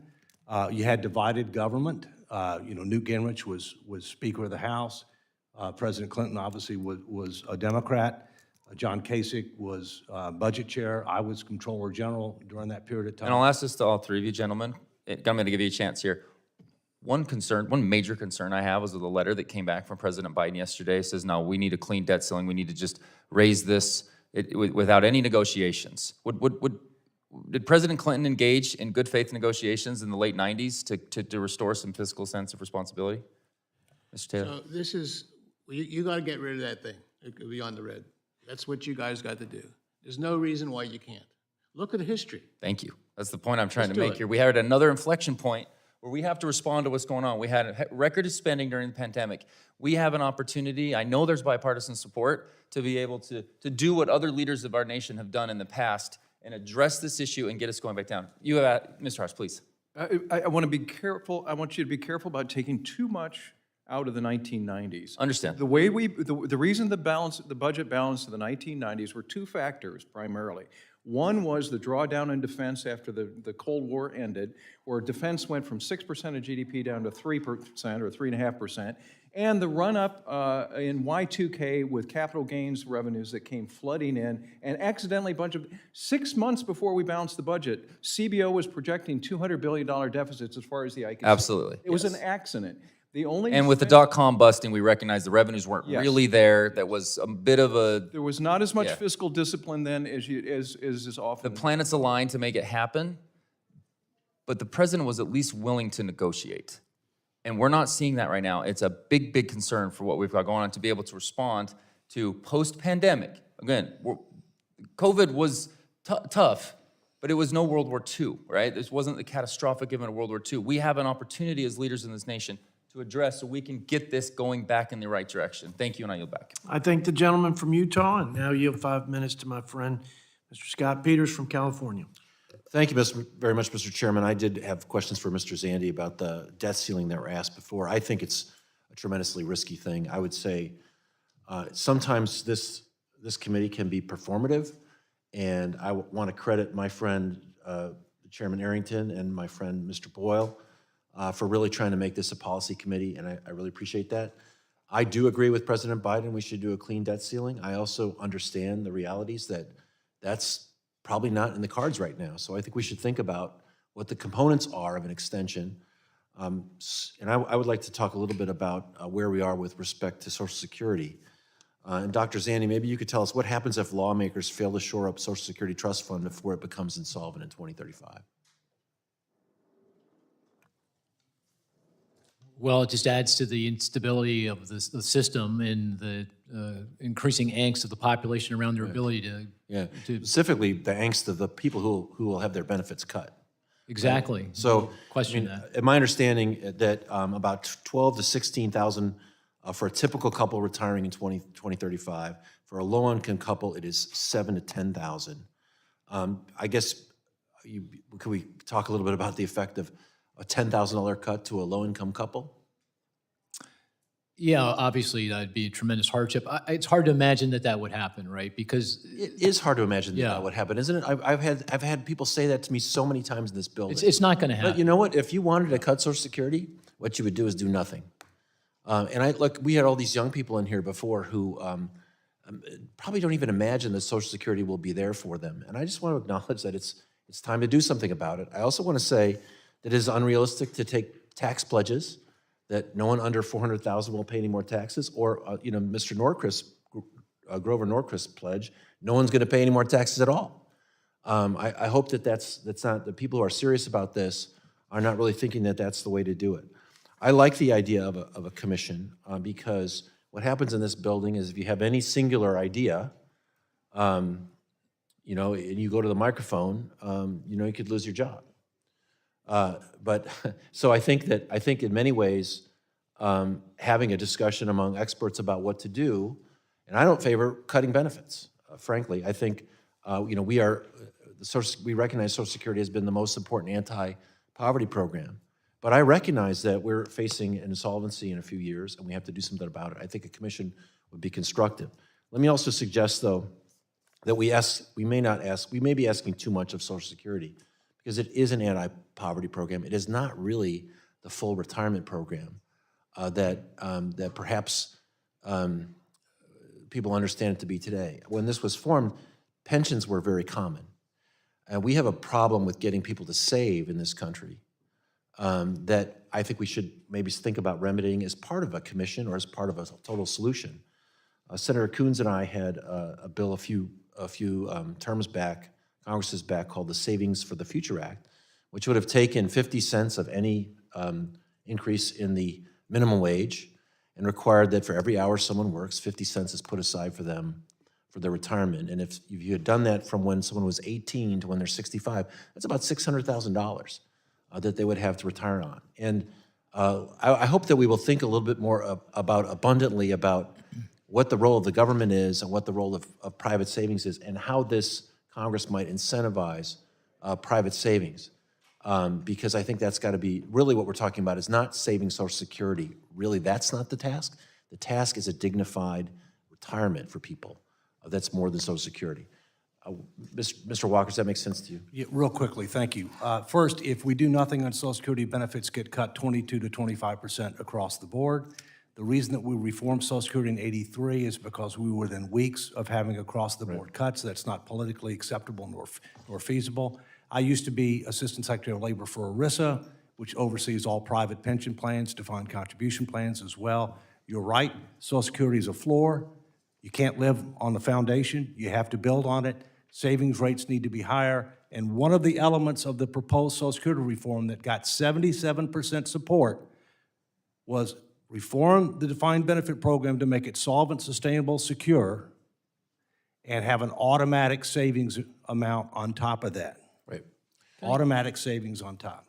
Dr. Zandy? Yeah, just very quickly, I think just to make a point, that the real problem or issue is the aging of the population. I mean, that's inexorable. I mean, if you look at the share of the population that's over the age of 65, it's risen from 12.5% to 16.5% since the last time we had a balanced budget. And that's what's really putting pressure on the budget and what's going to continue to put more pressure going forward if you don't want to cut the benefit per beneficiary. And I don't think anybody wants to do that. Therefore, you need more revenue to pay for that increase in spending that will occur just because of the aging of the population. Right. I'd also suggest that for that reason and for workforce reasons, we ought to really be having an honest conversation about immigration as a budget issue as well. But I'll have to leave that for another day. My time has expired. Thank you very much, Mr. Chairman. I thank the gentleman from California and now yield to my fellow Texan, Dr. Burgess. Thank you, Mr. Chairman. And unfortunately, the students are gone because this conversation really affects them more than it affects people of our generation. But I couldn't help, they probably left because Blake Moore kept talking about the 1990s. And, for me, that'd be like talking about the 1800s. But remembering a day back in 1993 when my hospital administrator asked me to accompany him to a meeting of the Dallas Business Group on Health because they were going to hear from Senator Paul Tsongas. I kind of knew Senator Tsongas had run for president. I didn't think he had been successful, so I wasn't sure what the relevance was. But I also knew he was a Democrat, and I was pretty sure that our politics would not be aligned.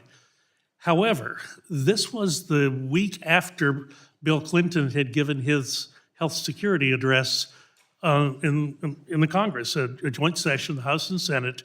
Big deal. All the House members, senators were all there, and Bill Clinton unveiled his Health Security Act. And Senator Tsongas talked about this and said, I hope you watch the speech. It was a beautiful speech, beautifully delivered, not a dry eye in the House. And I was crying like a baby because he proposed 5 new entitlement programs and we can't afford the ones we've got. And mind you, this is 1993. I was considerably younger. I wasn't thinking much about Social Security. I wasn't thinking much about retirement. But he got my attention when he said that. And with the help of some charts and graphs he had, he said, if we, at the level we are at, if we don't do something within the next 20 or 30 years, we are going to have a generation of Americans who will not be able to afford to pay the benefits that previous generations of Americans have promised themselves, and the result will be an intergenerational conflict, the likes of which this country has never seen. That has stayed with me over the years, and as we've worked through some of these problems in Congress, but also recognize the reason we're doing it is not to so much solve the problems of today, but the problems of tomorrow that these youngsters are going to face. And guess what? When it comes time to do whatever is required to prevent that 22 to 20% cut in Social Security, the next generation of Americans may not be willing to do that. They may look at their pay stub and say, you know what, I'm already paying 85% of my paycheck to someone I've never met. I'd just as soon not pay any more, thank you very much.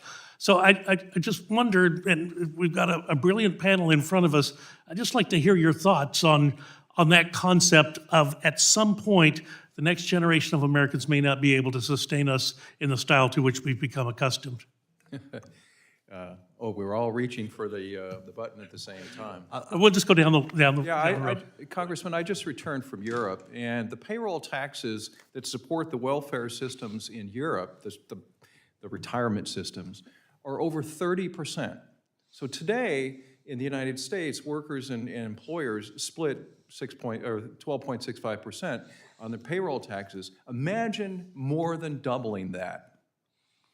Is anyone on this committee ready to endorse a 30% or higher payroll tax in order to afford these welfare or retirement benefits? That's the question you need to ask yourself. And I don't think anyone here is ready to do that. It'd be a career-ending injury. Yes. One thing I love seeing the students. I teach hundreds of students. They're freshmen, sophomores. It's a exhilarating experience, by the way, to be in touch with the younger people, because that's what we're talking about. But I see these numbers, 2% growth. I mean, that's terrible. These budget numbers are astounding, 25% of GDP. The chart that the gentleman from Utah put up is astounding. Why not address those issues? There's a lot of factors that go into all of them. But I think if we look at these totals, we'll do something about that. We just can't let that exist. Yes, sir. Two things. For the first time in the history of the United States, 78%, all-time high, it's never been over 50, of voters believe that life for their children will not be as good as theirs. That is immoral, and it's largely because of this. Secondly, the frustration in Social Security, we can exceed the expectation of every generation of Americans. Because seniors think they're going to get taken advantage of. That's not right. It's not politically feasible. Young people think they're going to get nothing. We can reform the program, gradually over time, make it solvent, sustainable, secure. Everybody gets more than they think they're going to get. I call that a win. But we were delaying. Yeah, Dr. Zandy. Well, I would point out that I think there are sources of revenue that we can tap that would have very modest, minor impacts on economic growth. The corporate tax rate would be a good example of that. So right now, as you know, under the TCJA, that was rolled from 35% marginal rate down to 21%. And very hard to see any beneficial impact from that, at least the academic studies that I've seen. We are collecting more taxes than we've ever collected or ever expected to collect, even in spite of the pandemic. And that was the testimony of the CBO director. He said we never anticipated collecting this level of taxes after the Tax Cuts and Jobs Act. So thanks to our colleagues on the Ways and Means Committee, But made that happen. according to the CBO, every percentage point increase in the corporate tax rate would generate close to $75, $80 billion over a 10-year Gentleman's period. time has expired. I'd like to recognize Mr. Kildee from Michigan for 5 minutes of questioning. Thank you, Mr. Chairman, and thanks for holding this hearing, and thanks to the panel. While we may not agree on everything, I'm impressed with, I had to step out briefly, but everything I've heard, I'm impressed with the quality of this panel, so thank you for helping to assemble it. And Mr. Zandy, this may allow you to perhaps expand on the points that you were beginning to make. Congress has taken on some of these issues, and clearly not to the extent that we need to, and not in as full a fashion as necessary, but we have made some progress in terms of the effect on the American people, cutting out-of-pocket costs, for example, when it comes to healthcare, capping the out-of-pocket costs for insulin, for just example, legislation that I helped write that caps that out-of-pocket at $35 a month. For seniors, the way we wrote it, it would apply to all insurances, would have been, I think, an important step. Making recommended vaccines free for seniors. These are helpful in terms of the way this all translates to the kitchen table. But we're also allowing, for the first time, Medicare to negotiate drug prices. The insulin cap is going to save, significant money. I want to kind of get right to a question. The Inflation Reduction Act was comprised of lots of pieces, some of which did really translate to help to these American families, and also, whether people want to accept it or not, had a positive effect on the national deficit. There are some who believe that we should just outright repeal that entire piece of legislation. All the benefits that would go to families would be gone. The economic fiscal benefits to the federal government would go along with it. I disagree with that approach. So, Mr. Zandy, I wonder if you might just zero in on that specific area. How does expanding Medicare's ability to negotiate prices and resulting in savings to the federal fisc, how does that improve the fiscal state of our country, and what would be the implications of repealing it? Yeah, I think this is a very important point, a place to look for spending restraint. So we have a fiscal problem, we need tax revenue, and we need restraint. And if you look at the budget, most of the growth in spending is really around the cost of medical care. It goes to the Medicare program and the Medicaid program. So we really need to think about how to reduce the growth rates in the cost of medical care. And I do think the steps taken in the Inflation Reduction Act around allowing for negotiation around the price for prescription drugs goes a long way to doing that. And it's also only a part way to doing that. I mean, it's quite limiting the number of drugs that will fall under the IRA negotiations. You have to wait, you know this better than I, 9, 13 years before you can do that. It only applies to Medicaid and Medicare, which together account for about 40% of all drug spending. So there's the other 60% of private plans that spend on drugs. So I think this is a fruitful area for further exploration to see if we can't create more competition and get the cost of growth down in the price of drugs, prescription drugs. Rolling that back, as you say, would be going in the wrong direction. It would raise spending in the future, add to our future budget deficits, and not help our long-term fiscal situation. So I think that is a great place to look for the kind of spending restraint we need to address our long-term fiscal situation. Thank you. And I wonder if you might now just turn briefly, in the minute or so remaining, to the question on Social Security. I've heard conversation about it. Social Security is a little bit like the weather. Everybody complains about it. Nobody ever does anything about it. In this particular case, there are some of us who have stepped forward with what we think would be a plan worth considering, Social Security 2100, a way to increase benefits, strengthen the long-term viability. It comes in a couple of different forms, so I'd prefer not to have somebody pick on one version or the other.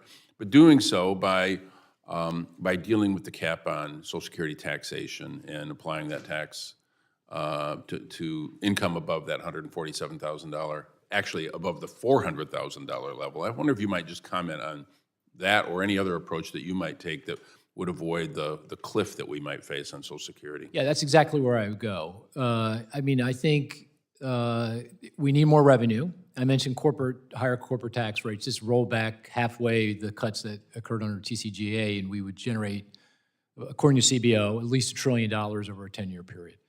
The other source of revenue would be exactly this. They would go right to Social Security. As everyone knows, there's a cap on the income that's taxed. And I would probably go to 400K and above. And I'd say anybody making if you're over 400K and above, you pay that 12.4% tax.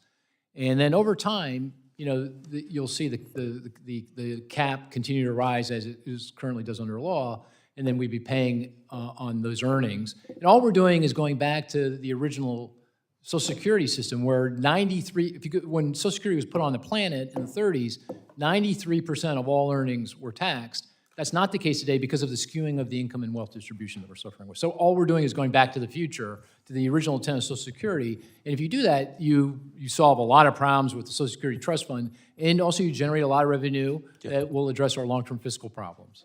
Thank you very much, Mr. Zandy, and to the panel, to all of you, and I yield back. Thank you.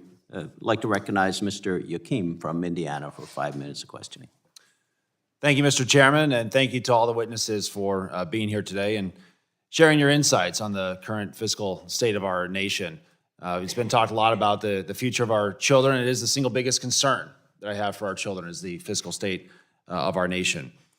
I can think of no higher responsibility that we have as members of Congress to ensure that the United States of America passes on to the next generation a country that is in good fiscal condition, and make sure that it's more secure and better economically than the country that we inherited. And that's what concerns me so much about President Biden's budget request. It shows a complete disregard for the concept of fiscal responsibility. And instead, it doubles down on the same policies that supercharged generational inflation. And we've been seeing that generational inflation ever since he took office and we started spending a few $1 trillion per year more than what we're taking in. It also expands on an already bloated bureaucracy and suffocates businesses with more burdensome regulations. It disincentivizes work and sicks the IRS on unsuspecting middle-class Americans. And that's not a future that I want to leave for my children, nor is $48 trillion in national debt. So my first question is directed to Mr. Walker. Under President Biden's budget, discretionary spending will increase by 6% over fiscal year 2023. Can you explain the negative economic implications of consistently increasing the size of federal spending at a faster rate than the growth of GDP? Well, there's an interrelationship here. With additional spending results in additional deficits in debt. With additional deficits in debt, under recent monetary policies, we've had a very loose monetary policy. It's now tightening up some. That resulted in excess inflation. Excess inflation results in higher interest rates. Higher interest rates results in a number of factors, including the fact that contributed towards the failure of some recent banks, if you will. So these things are all interconnected. Let me just mention two things quickly. Current political leadership is failing to discharge their fiduciary and stewardship responsibilities. That's a bipartisan comment. I'm an independent, okay? Secondly, Indiana was the first state in 1957 to pass an application for a convention of states, not a constitution, a convention of states to propose a fiscal responsibility amendment. That's going to solve the problem. Debt to GDP constitutional amendment, please look at HCR 24, please join in. You're not going to solve this problem without a constitutional change. Can you comment even more on the negative consequences of these fiscal issues on American families? Just think of like a middle-class family. Can you talk more about their issues? Well, the cruelest tax of all is inflation. You have no choice, you don't vote, it just happens, right? It disproportionately adversely affects poor people. It disproportionately affects middle-income people. It disproportionately affects people who are on a fixed income. And since in the last 2 years, inflation has been 15%. So, do the math. If you look at wage increases have gone up, but much less than inflation. So people are losing purchasing power during that time. The president's budget over the next 10 years, he states that they reduce the federal deficit by $3 trillion. Is that actually the case, Mr. Walker? I think the way that that's calculated as compared to if we continue to spend, and I don't like to use the term drunken sailors, having taught at the Naval Academy. I think it's an insult to drunken sailors. But it's like we said, we cut the deficit dramatically. Well, we cut it because we didn't end up spending a lot of extraordinary amounts that were due to COVID, right? I mean, what we have to focus on is the base budget. The base budget's out of control. That's what we got to focus on. Thank you, Mr. Walker. And Mr. Hodge, did the American Rescue Plan increase or decrease the amount of inflation in our economy? Well, I would agree again. As I mentioned earlier, I agree with Larry Summers and Jason Furman and other economists who warned against that legislation and the effect it would have on inflation. And I think that all of those warnings have borne out, and we're seeing the effects today, and that those effects will carry on long into the future. And the president's budget projects 2.4% inflation next year. Do you think that that is a reasonable projection? Not at all. Thank you. And Mr. Chairman, I yield back. Thank you. I'd like to recognize the gentleman from California, Mr. Panetta, for 5 minutes. Thank you, Mr. Chairman. Gentlemen, thank you and welcome. Appreciate your time today. I think even though there's a lot of talk about doom and gloom, I do believe that we have to give some acknowledgement to how resilient our economies are at this point. I mean, you know, obviously there's been a lot of talk about there being a soft landing or no landing, and then, you know, now a hard landing, you know, with the worry of the credit and uncertainty. However, you counter that with China's rebounding, bottlenecks are disappearing, and energy prices falling. Nevertheless, despite how we're positioning ourselves right now, I do believe you're going to find members on both sides of this dais that are absolutely concerned with reducing our deficits. And we got to understand, though, that when we do have these discussions, it can't just be about relying on spending cuts. We have to at least talk about increasing revenues. And so I think there are certain spending cuts that we can have to wasteful programs. At the same time, we can raise revenues that in certain areas that will have little impact on our economy. And so, Dr. Zandy, where do you think we can get most bang from our buck, either on the spending cut side or on the revenue raising side, or both? I agree we need both to address our long-term fiscal problems. I think we need to focus first on revenue. We talked about a couple of things: higher corporate tax rate, just roll back the corporate tax rate halfway from the cuts that occurred under TCJA. So they're currently 21%. Let's take it back to 28. That would raise about $1 trillion, according to CBO, you know, over a 10-year period. We talked about taxing earnings, the payroll tax to help Social Security above 400K. That would raise another $650, $700 billion, again, according to CBO, over a 10-year period. The net investment income tax, this is in the president's budget. I think it's a very good idea, 3.8% to 5%. And there are earnings that are not taxed through pass-through corporations and other entities that should be taxed. That's another $650 billion. Those are three ideas that I think would go a long way to helping the long-term fiscal situation of the nation. And the negative economic consequences of those would be on the margin, because you're taxing large corporations and high-income, high-net-worth individuals, and the impact that that would have on their behavior would be small. I'm not saying it would have no impact. It will, right, but it will have a small negative consequence and go a long way to addressing a long-term fiscal situation.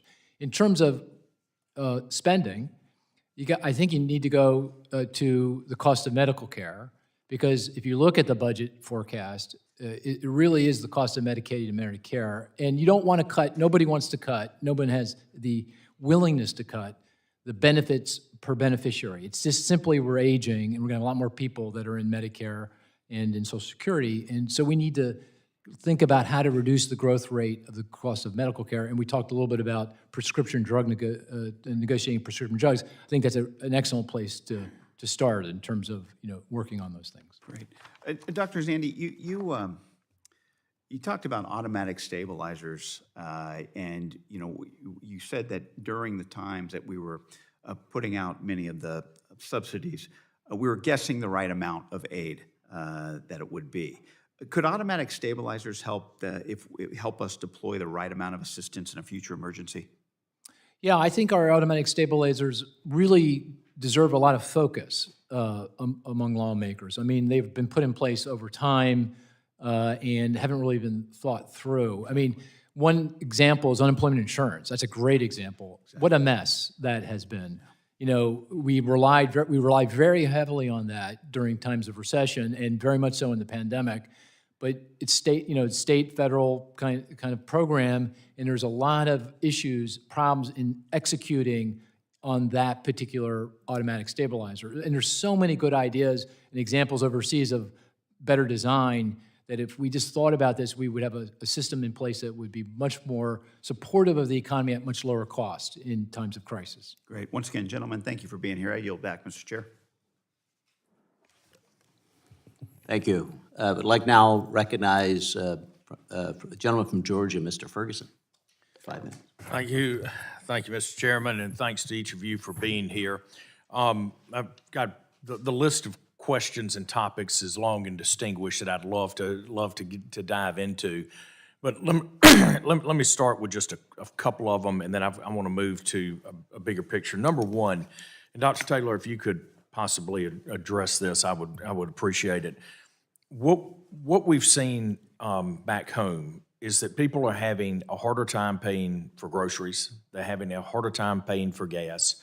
The cost of building new homes is absolutely through the roof. Everything that American families need and touch is going through the roof. Okay? At what point does the consumer run out of gas? And now we're seeing consumers do buy now, pay later programs for gas and groceries. At what point does the consumer run out of gas in all of this? So you're right to point to these rising prices. We've been talking about it for a lot. It's slightly less than it was before, but it's still very high and is yet to be applied to everybody. I think what you can do about it is make sure that you have some responsibility of the Fed. They have to make the adjustments. But the fiscal side is part of this. These charts that your colleague from Utah put up were quite striking. Why not try to deal with that? That'll make it easier to deal with these inflation issues that you're pointing to. It's very important. It's not just monetary. It's fiscal and monetary together. Yeah, but I just wonder, I mean, it just feels like when my constituents are hitting this ceiling right now, and you continue to drive the demand side of the equation with the excess, government spending. And look, my colleague from Pennsylvania, the ranking member, said we're just trying to get to balance by cutting.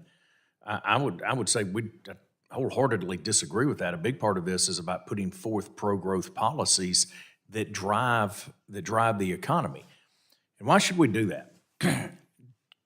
Would everybody on this panel agree, just by nodding your heads, that we need to ask the very simple question in every policy we make is, does it put us in a more competitive position against the Chinese Communist Party? Is that fair? Do you think that we should be transferring wealth, build here in America, sell it around the world, transfer wealth from around the world to the U.S. to bolster our economy, our standard of living, and our fellow Americans? Is that fair? So the question that I have, if you look at what we did, or what my colleagues did in the Inflation Reduction Act, we now have an estimate from Goldman Sachs advising investors that this is a good place to park their money because the estimates now are over $1 trillion of expenditures. Not 271, but almost 1.2 trillion. That's a huge number. And then yesterday, the administration announced, and I think they're still working on some of this, that we now have this quote-unquote free trade agreement. We're gonna expand the definition of a free trade agreement by going around Congress and allowing the Treasury Secretary to do it, where foreign governments get the benefit of the Made in America tax credit for EV cars and batteries. I mean, this just absolutely boggles my mind. Mr. Hodge, how does transferring taxpayer wealth to countries that we don't have a free trade agreement with bolster American competitiveness and our standard of living? Well, with all due respect, Congressman, the Inflation Reduction Act violates all international standards of free trade. And so the Europeans have a good case to make that it is a protectionist measure. It violates WTO standards. But specifically, don't you think that it is an internationally illegal act? They have a right to sue us under the WTO. Okay. But at the core of it, Made in America tax credits, and we can debate whether or not these things are good or bad for the economy. They're bad. But I don't disagree with you. But the fact that we have them, okay, can we at least make sure that they benefit Americans and not foreign governments? You cannot do that, sir, under the WTO, and it is bad policy to begin with.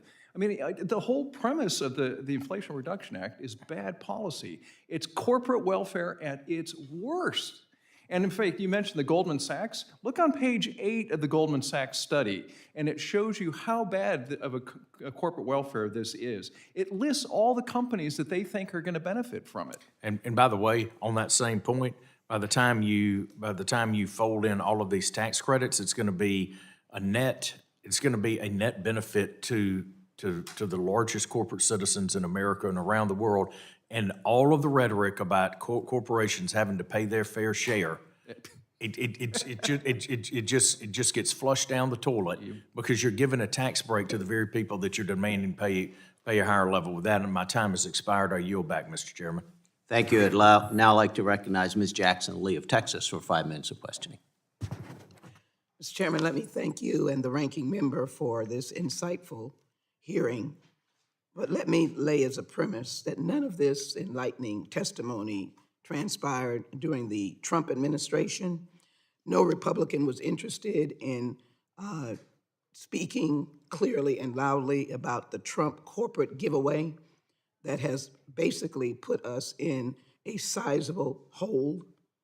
And none of you have taken into account, if you will, the investment that has been done. Interestingly enough, Donald Trump, as president, started buying America very clearly. No voices were raised, no witnesses came on behalf of Republicans to speak against it. The only way we're going to be fair on this process is as we speak clearly, no matter who is in the majority. That is not the case at this point. We have a hysterical statement, cut spending in 2024.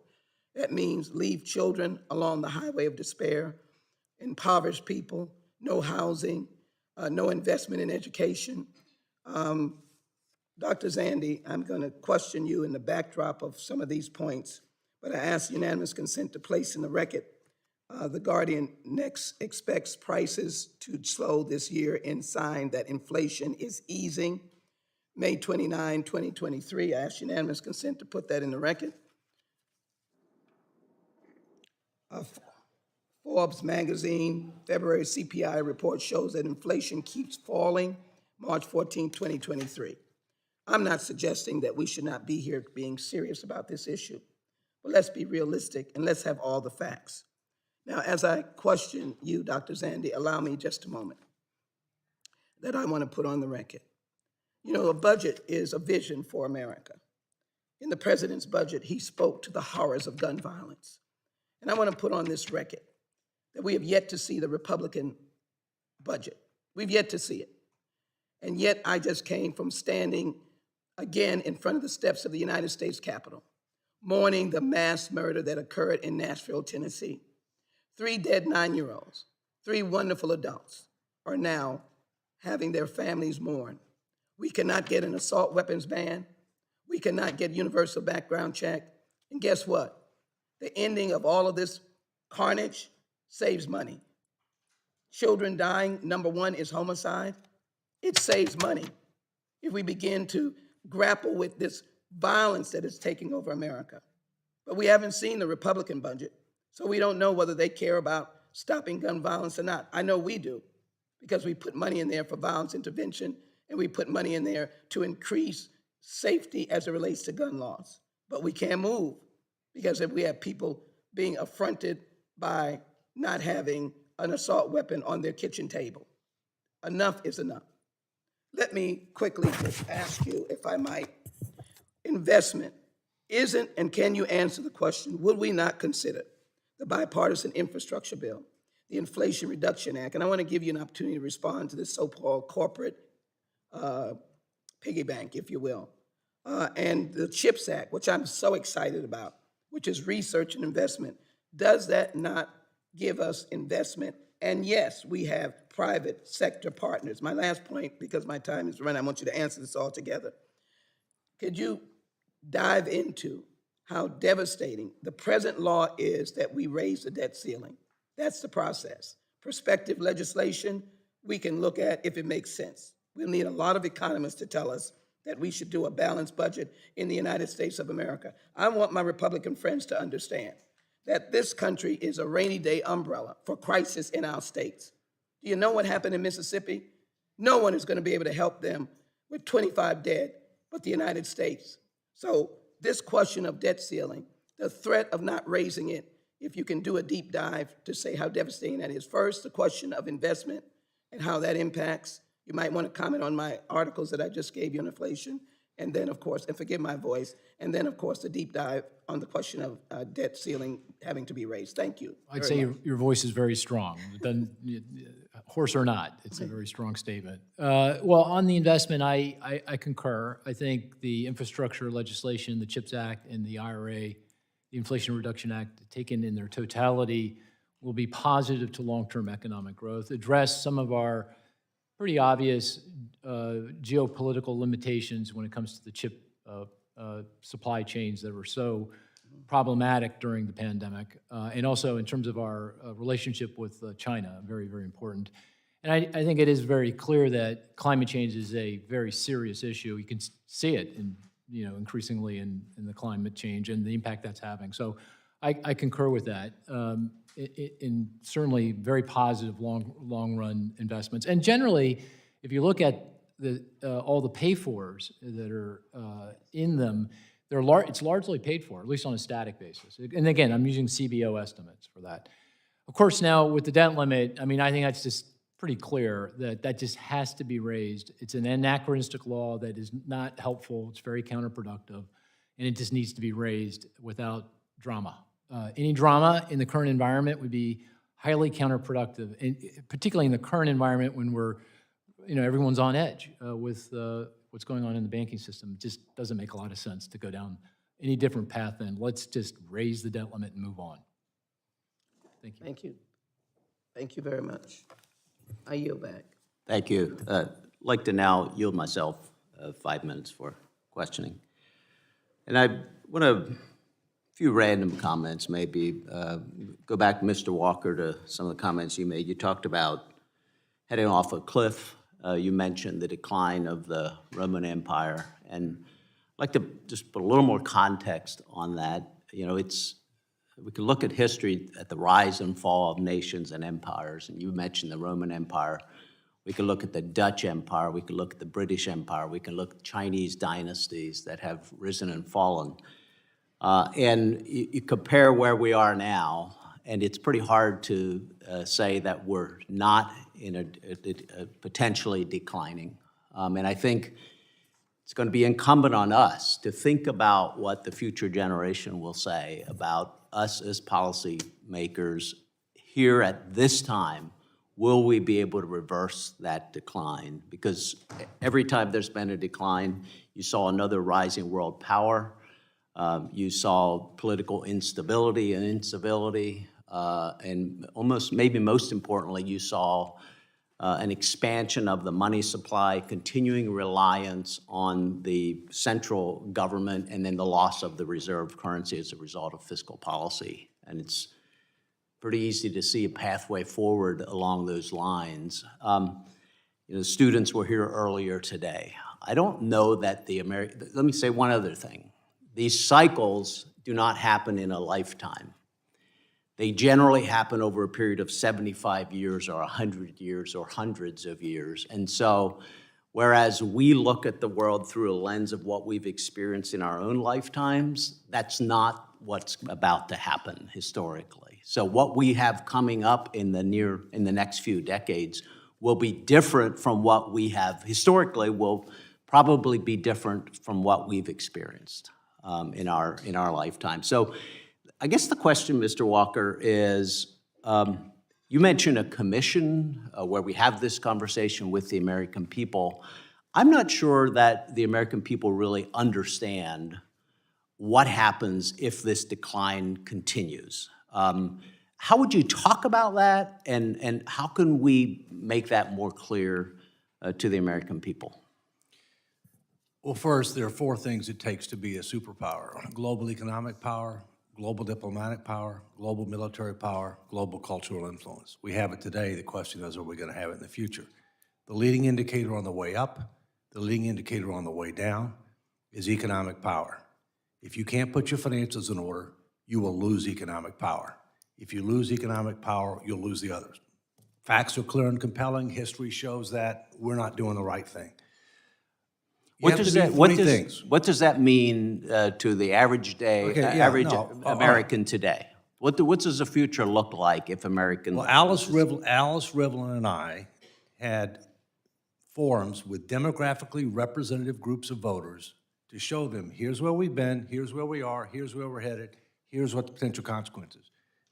Very slow economic growth, higher inflation, less opportunity, okay? Gradual decline in our diplomatic influence, gradual decline in our military capabilities. In addition to that, moving away from the dollar. Right? It would, and I'm going to cut you off. It would be potentially each generation doing worse than the generation before, and have a dramatic impact on people's lives and freedom potentially as well. I want to also talk. There's this discussion about the debt ceiling, and the Democrats are fond of saying that we have to raise the debt ceiling, and I completely agree with that. Nobody is going to default here. But my question back is, because I've heard, we've had some really good discussion. I've agreed with what the ranking member has said when he said, if you take Social Security, Medicare, taxes, and military off the spending, off the table, there's not much left. We have to have a robust discussion about what it's going to take to save the country and move the country in the right direction. I think Democrats today recognize that we need to do that. So my question back would be, why not at this inflection point of the debt ceiling have a serious discussion?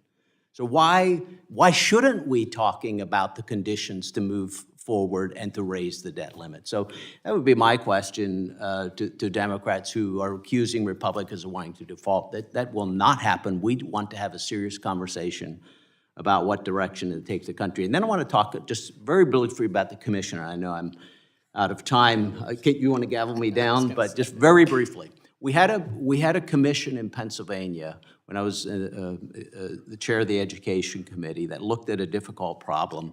And we did exactly what Mr. Walker recommended, and that is went out to the public and had a conversation about tough issues.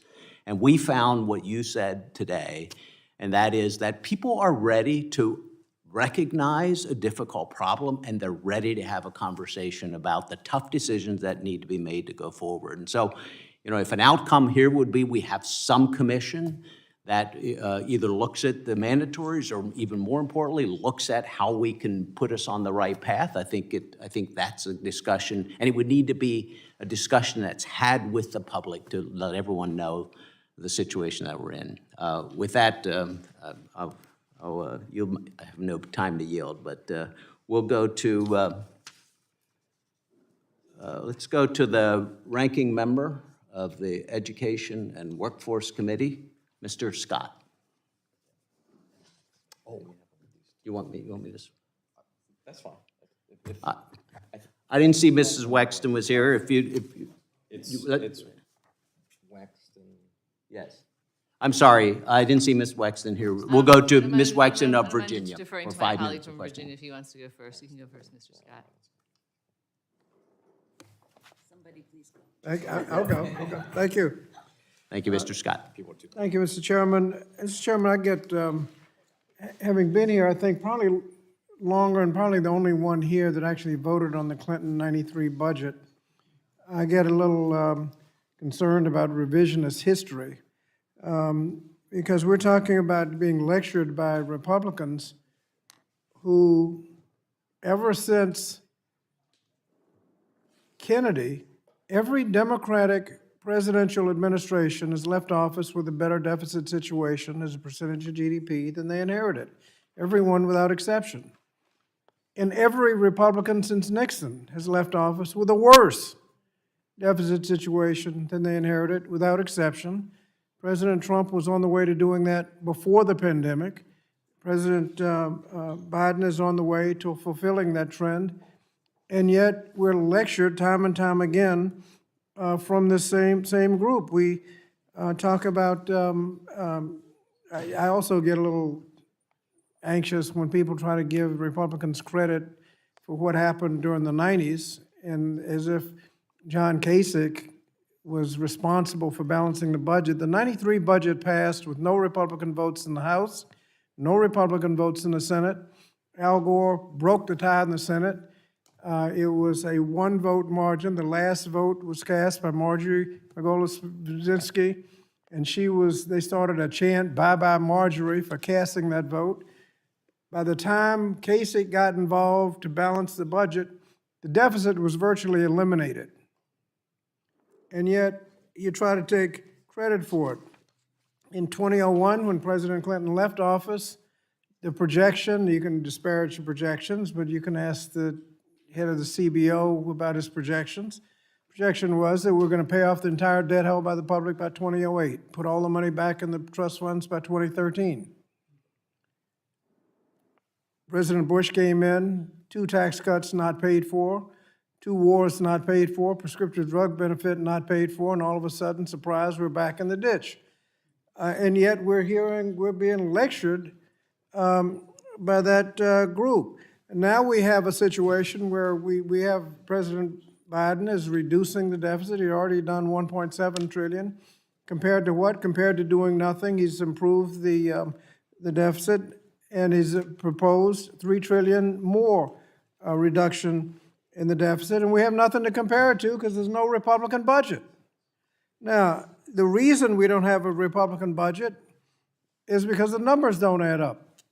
You want to take out Social Security and Medicare and defense. You got to take out interest on the national debt. Next big item is Medicaid. Now, Dr. Zandy, Medicaid, people kind of think of low-income children. Where's most of the money in Medicaid? Where does most of the money in Medicaid go? Isn't it true that it goes to nursing homes? Yeah, that's correct. Okay, so if you do any meaningful cuts in that, people are going to have to leave nursing homes, and you figure that out. What would a budget look like if you protected Medicaid, Medicare, Social Security, defense, interest on the national debt? What would a budget look like? Well, I think you're down to about 3.5% of GDP. So it gives you, that's the discretionary non-defense budget is 3%-ish of GDP. The total budget's 24% of GDP, so that gives you a sense of magnitude. So there's not much left. And of course, if you look at what that means, that's everything from NASA to housing assistance to transportation, the air traffic control, on and on and on. These are things that absolutely we need to have to function. Now, do tax cuts affect the balancing of the budget? Yes, they do. And if you have massive tax cuts that aren't paid for, that'll increase the deficit? Yeah, I think the general principle here, at very least going forward, is that any new fiscal policy proposal, whether on the tax side or on the spending side, has to be paid for. That, CBO scored, it has to be paid for. That seems like the simplest thing that we can do here so that we don't make things worse compared to the base that... Are you aware that there was pay-go under Democratic control of Congress and under Republican control of Congress? Tax cuts don't have to be paid for? Yeah, I think it should apply to both, the spending side and the tax side. Thank you, Mr. Chairman. I yield back. I thank the gentleman, and now yield 5 minutes to Mr. Josh Burkeen of Oklahoma. Thank you, Mr. Chairman. So I greatly appreciated you talking about the $120 trillion total debt liability that I think the Heritage Institute, or not Heritage Institute, Heartland Institute, I think is the only one actually last year wrote about it, which maybe I'm wrong, maybe somebody at this table that wrote about it last year. If you did, I apologize. But it went without notice. And I think if I remember the Heartland Institute, the way they assessed that $120 trillion total debt liability, $31 trillion plus the Medicare and Social Security, veterans, federal employee pensions, different trust programs. They said it's 86% of all wealth. If you assessed it against all valuation of all assets in America, it's 86% of all wealth in America, down to pieces of furniture. Biden administration's commentary for the Treasury Department was down to pieces of furniture. So we're in a real mess. I want to be specific because we've got limited time. I want to talk about work requirements, something that's kind of coming up in this discussion, and I hope that the president will come to the table. I know that Speaker McCarthy is saying we need to have a negotiation, something that President Clinton and Gingrich did, is they had conversations and were able to come up with solutions in divided government that included work requirements. So I want to focus on work requirements. 55% of able-bodied adults enrolled in Medicaid through Obamacare's Medicaid do not work at all. 64% of able-bodied adults on food stamps do not work at all.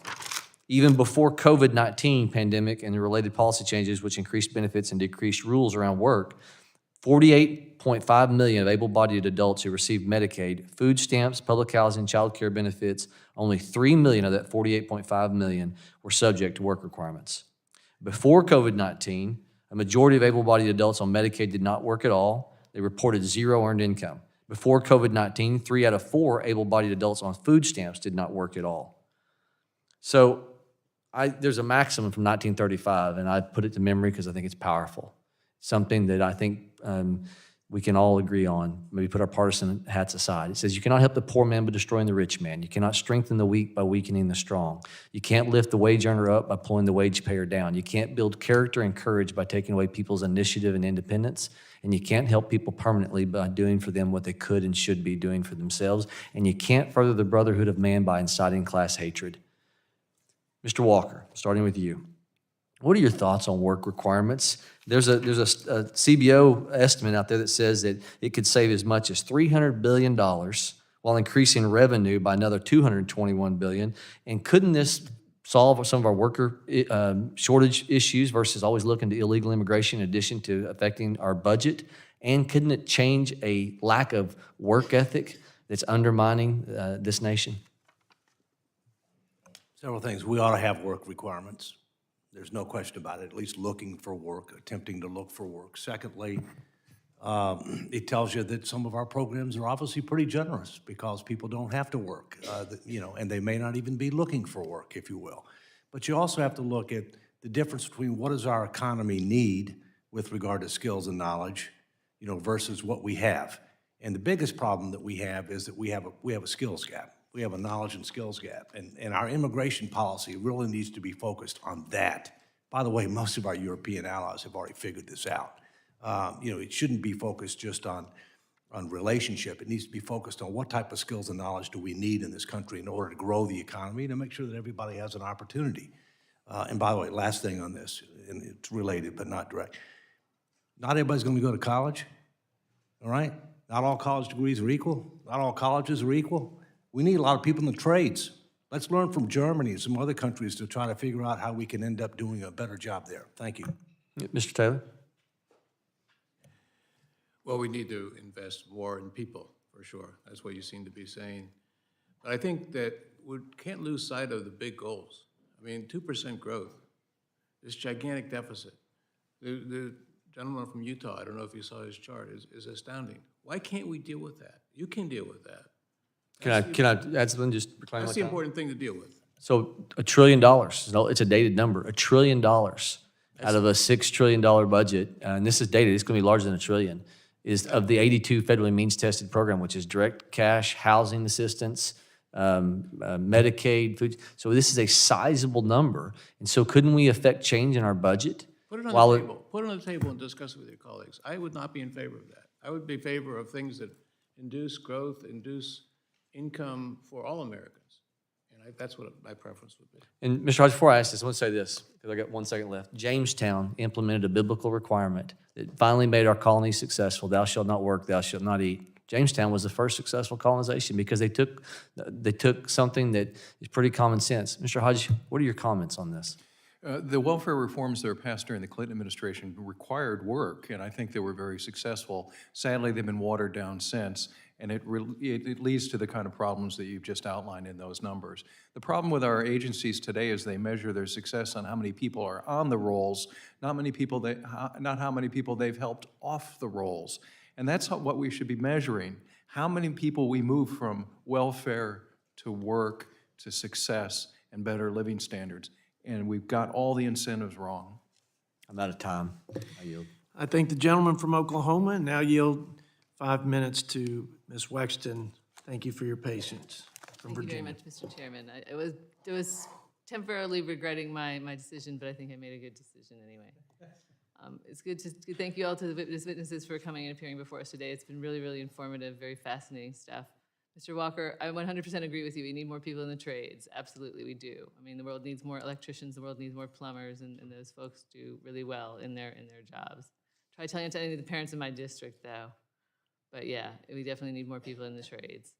You know, one thing that was interesting to me in your opening remarks, you talked some about China and how they're taking over global dominance. But you would agree that they have certain characteristics. The PRC actually has certain characteristics which allow them to create a strategic long-term plans for global dominance. Do they not? Things like their reliance on use of forced labor, enforced by brutally repressive surveillance state. Things like government ownership of means of production. Things like disregard for international law in areas of intellectual property and property generally. Is that true? Yeah, we don't want to be like China, No. but we need a plan, because if you don't have a plan, all you have is prayer. I'm for prayer, but we need prayer to plan. Right. No, I don't disagree that we need a plan. It's just hard to do that when you think in terms of when your budget cycles or for your presidential terms, and everybody's planning for the next one. We here in Congress, we have to start over again every 2 years. So it makes it kind of hard for us. But yeah, I absolutely agree we need a plan, and I don't know how we're going to get there, but I think it's a good thing to want to do and to work towards. Also, I'm fascinated by this discussion that you talked about when you and Alice Riverland went around the country and talked to people. Is that published somewhere where you have the results of that? Yes, I can provide something for the committee if you want as well. I would love to see what the results Yeah, of that was the Comeback America initiative, and I'm happy to provide something for the committee. Thank you. That would be good to see. Last week, the Joint Economic Committee released a report highlighting the potential effects of a debt default on American families. According to their findings, if Republicans push our country off over the cliff in a misguided attempt to cut discretionary spending by 20% or more, benefits for 65 million Americans on Social Security and 18 million American veterans could instantly be disrupted. The average worker could see their retirement savings drop by $20,000. In Virginia, a typical new homeowner would see their monthly mortgage payment increase by $150, costing them an extra $54,000 over the life of the loan. That would happen instantaneously. It doesn't even account for the long-term effects. Dr. Zandy, after all the economic shocks we've been through over the past few years, can American families afford a default? And are there other ways for a typical family might feel the effects of a default? Well, their benefits would be delayed or ultimately cut. There would be loss of job and unemployment. People would see their stock holdings and housing wealth decline, so they'd be less wealthy. Their general everyone's financial well-being would be significantly diminished. How about those students who are here? Would they feel the effects of the default? I suspect they would. I mean, their families would have a difficult time, I think, many of them making ends meet for sure. If it dragged on for any length of time. Again, hard to imagine once everyone sees exactly the implications of breaching the debt limit very quickly. I think people would reverse themselves and we'd increase the debt limit pretty quickly. But if it dragged on for any length of time, it would be, I don't think it's hyperbole to say it would be cataclysmic. And the last time we really came to the brink was in 2011. Would you confirm It was. that statement? And in 2011, we did ultimately, or Congress did ultimately do the right thing and raise the limit, but it took a long time. That was pretty scary. It was pretty scary. And in fact, now Moody's did not downgrade the U.S. Creditworthiness, but Standard & Poor's did they not? That's correct. They That's reduced the first time ever in American history that happened, right? Correct. Now, do you think that the investment community is too confident that in the situation that we're going to do the right thing and come together before August? I worry that they are too confident. I suspect that will come back after July 4th break, and people will start to focus on that X date, which is, in my view, mid-August, and pressures will start to intensify pretty quickly, depending on the dynamics here in the House, particularly with regard to how things are going. But I think it will be very important for investors to send a signal to lawmakers that, hey, this is not a good idea. This is going to be a real problem, because unless you get that signal, you may not act. Well, one thing we have going for us, Dr. Zandy, is that there's in August is usually our recess time, and I'm sure a lot of people have CODELs planned. So hopefully they won't want to miss out on their CODELs, and they want to come to a solution way before August 1st. Thank you very much, Mr. Chairman. I yield back. I thank the gentlelady from Virginia, and now yield 5 minutes to Chuck Edwards from North Carolina. Thank you, Mr. Chair. First of all, I think that hearing some of the myths from the other side of the aisle, I think the American people need to deserve to hear a few pieces of the truth. First of all, the Republicans have not yet put forth a budget. Number one, because the president drug his feet on getting us a budget, and that begins the process. And I really have a tough time believing that he would be so delayed in doing that, knowing the critical nature of the decisions that we've got to make here in just a few months. Another reason that I see that we've not put forth a budget is the Republicans are being very deliberate in bringing professionals like this in to testify and give us some thoughts that we should consider as we're developing that budget. Another reason that you've not seen a budget from the Republicans is because Speaker McCarthy has desperately been trying to get a meeting with President Biden to discuss the debt ceiling being raised and under what conditions that would happen. And to my knowledge, the president has refused to have such a meeting. Another set of myths that I continue to hear from the other side is that Republicans are wanting to cut Social Security and Medicare. And I have not had any conversation with any member of this committee that believes that that's the right thing to do. And quite frankly, I'm just tired of hearing that political point. So now I'll move on. I'm off of my rant, and I'd like to ask a couple of questions. Mr. Hodges, can you discuss the economic effects of the Tax Cuts and Jobs Act? On the whole, the Tax Cuts and Jobs Act was pro-growth, especially, and there were two really important elements to it. One, it was pro-growth, and two, especially the corporate tax reforms made the United States much more competitive.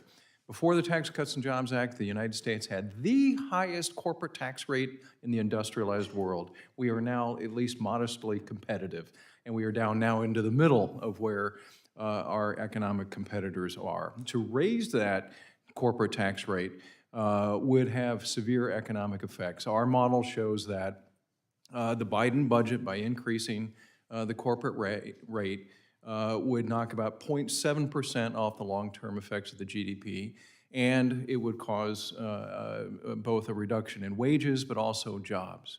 So we do not want to raise the corporate tax rate. We don't want to put ourselves in being the highest corporate tax rate in the industrialized world. So there are a lot of positives with the Tax Cuts and Jobs Act. There are some things I would not have done, like raising the child tax credit, but those are just political decisions. Thank you, Mr. Hodges. For Americans out there that don't deal in budgets from day to day, and for students like we had in here earlier, can you illustrate to folks in practical terms why raising the corporate tax rate causes or loses us jobs in the U.S.? Yeah, there are a lot of studies that have been done looking at the effects of the corporate tax rate on wages. And a very important study done a few years ago looked and found that increasing the corporate tax rate, the economic effects of that on workers was about 50%, meaning that raising the corporate tax rate lowered wages for workers. And the most harmed workers were marginal workers, women, low-skilled workers, and younger workers were most impacted by that. And I think we need to take that to heart as we look at trying to raise revenues to lower the deficit. Not to mention that companies typically like to do business offshore when tax rates are better over there rather than having jobs When here. other countries are more competitive, that's where the capital flows. Yeah, thank you. What is your analysis of the tax increases in the president's budget proposal? Yeah, we found that it to be very harmful. Our model shows that the president's budget would lower GDP by at least 1.3% over the next decade, would lower wages, the capital stock, and ultimately eliminate about 335,000 jobs. And I should mention that we didn't even model all of the president's budget proposals. Some of them are too new and untested to be modeled. So we think the economic damage would be much more severe than what we've modeled. Thank you. I'm out of time, so I yield. I thank the gentleman and now yield 5 minutes to the gentlelady from Vermont, Ms. Balint. Thank you, Mr. Chairman. Dr. Zandy and the rest of the panel, thank you so much for being here. I appreciate your time. The Biden administration has consistently prioritized health and well-being of Americans. It has prioritized preventing homelessness, supporting first-time homeowners, and ensuring that Americans can keep their homes and keep their homes heated. And some of my Republican colleagues have suggested that eliminating or reducing some programs, such as the Low-Income Home Energy Assistance Program, would be beneficial to the budget. This program helps 5 million Americans. They've also suggested that ending critical rental assistance for 10 million Americans is the way to go. As a former teacher and as a parent myself, I know that that safe and stable housing is essential for a child's mental and physical health, and it's critical for a student's ability to succeed. So, Dr. Zandy, what are some of the economic consequences and personal consequences of ending or reducing programs that keeps families in their homes? Well, this goes to the discretionary non-defense spending part of the budget, that 3% of GDP. And in that are many of the different things you just mentioned around homelessness and housing assistance. And I think LIHEAP is probably in there as well. Yes. And, and it's important to point out that as a share of GDP, these spending on these programs have been declining pretty consistently over recent decades, and now are at record lows as a share of GDP. So we have been, collectively deciding to reduce the priority that we place on these different types of programs. But I think it's pretty clear that the households that are being affected, the people that are being affected by this, are financially very stressed. They're living paycheck to paycheck. They don't have any savings. And they're the folks that are now borrowing against their credit cards and unsecured personal lines. You can see delinquency rates on cards and unsecured personal lines, auto loans, particularly used vehicles, are now well above where they were pre-pandemic. And this is at a time when the unemployment rate is at a 50-year low. Can you imagine, if there's any kind of unemployment? So that kind of gives you the level of stress that exists, among that group. And of course, you'd be putting, additional pressure, financial pressure, and it's just unclear how that would play out. And the implications of that are enormous, obviously for those households, but for the communities that they live in, what it means for the broader economy can't be good. Can't be good. Thank you, Dr. Zandy. I'm hearing that same thing from the credit unions back in my home state of Vermont. They're starting to see delinquency rates on payments that they haven't seen in recent years, and this is a foreboding development. So, the other thing that I want to say here is that our country seems to be headed for a debt crisis. And as my colleague said earlier, this is not the first time that we face this dangerous brinksmanship, and it's wholly disingenuous. That's the point that I want to make here. It is wholly disingenuous. They had no concerns about raising the debt ceiling under previous Republican presidents, including multiple times under President Trump. And so you have to question, why are we here again, having this same sham conversation when my colleagues knew what was at stake when President Trump was in office and raised the debt ceiling. So, Mr. Zandy, how would defaulting on our debt impact Americans, like my Vermonters back home who own a home, want to keep their home, or people who want to aspire to own a home? Yeah, I think I've mentioned that it's hard to imagine that we would go down that path because the consequences, the immediate consequences would be very serious. You'd see it immediately in financial markets, obviously. You'd see it immediately in that people won't be getting paid on time, the things that the benefits that they're owed, or even the electric company's not going to get their payment on time, potentially. And then, longer it drags on, if it goes from hours to days to weeks, then we'll start to see lots of lost jobs, unemployment would rise, we would be in a very severe economic downturn. But, that's the most obvious thing. I think longer run, the damage it would do would be incalculable. I mean, since Alexander Hamilton assumed the debt, the world knows that Americans pay their debts. We are money good. And because we're money good, we pay the lowest interest rates in the world. And most importantly, in times of crisis, money comes here because everyone knows it's safe. No one's going to take that away from you. You're going to get paid on time. If we just dissuade them of that notion and lose that hard-fought benefit that we've accumulated over the course of our entire history, it would be incalculable to the cost to the folks, the young people that are here just an hour ago. So it's not only the immediate effects, it's the longer-term consequences of doing that. So it's just unimaginable we would even be thinking about this. And it just goes to the counterproductive nature of this piece of legislation. Yes. I think that. Thank you, Dr. Zandy. I yield back. I thank the gentlelady and yield 5 minutes now to Mr. Buddy Carter from Georgia. Thank you, Mr. Chairman, and thank all of you for being here, and we appreciate everything you've got to say. I think that we would all agree that the general theme here today is that we're in dire straits. We're in dire straits, and it just does not seem like we have a concrete plan to address where we're going. My hope is that this committee will assist with that, and I'm committed to doing everything I can to assist us in doing just that and helping us to be successful. But I certainly don't feel like the president's proposed budget does it. I don't see a concrete plan there. It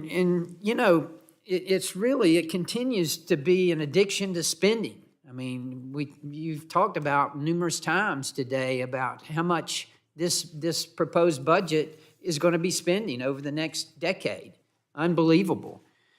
Dr. Taylor, you even pointed out in your testimony that the Biden administration doesn't anticipate a growth rate of any more than 2.2% over the next 10 years. I mean, that's the only thing that's really gotten us any kind of relief at all, is that we've been prosperous and we've been able to grow our economy. If this is true, that we only grow it at 2.2%, and we have all this interest that we are going to have to pay on this debt, we are really in a mess.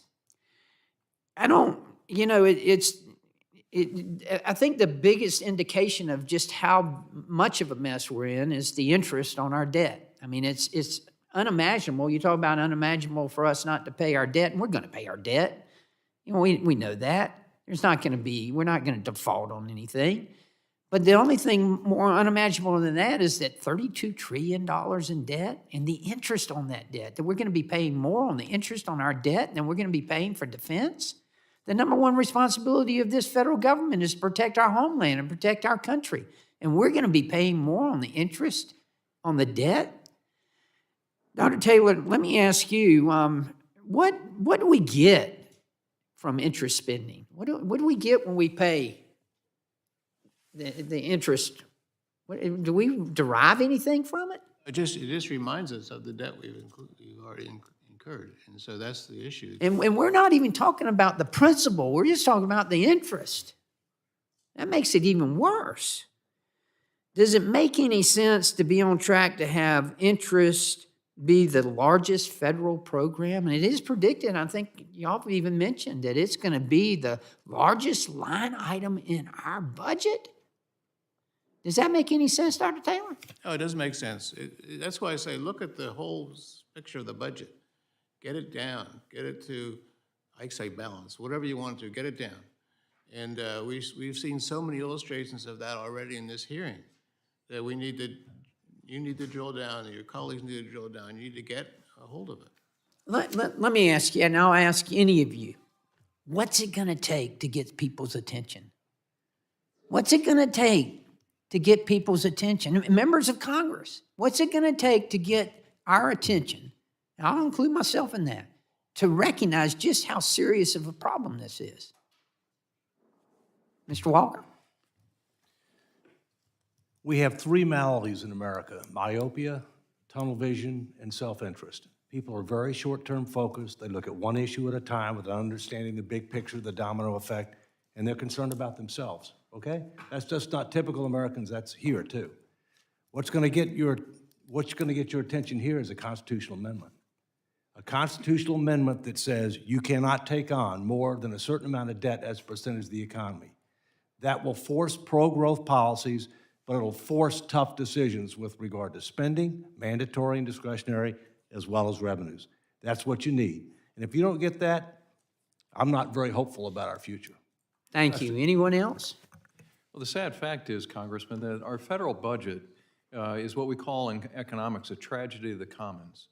Every member of this body is responsible for spending the money, and no one is accountable for how it's spent or how poorly it's spent.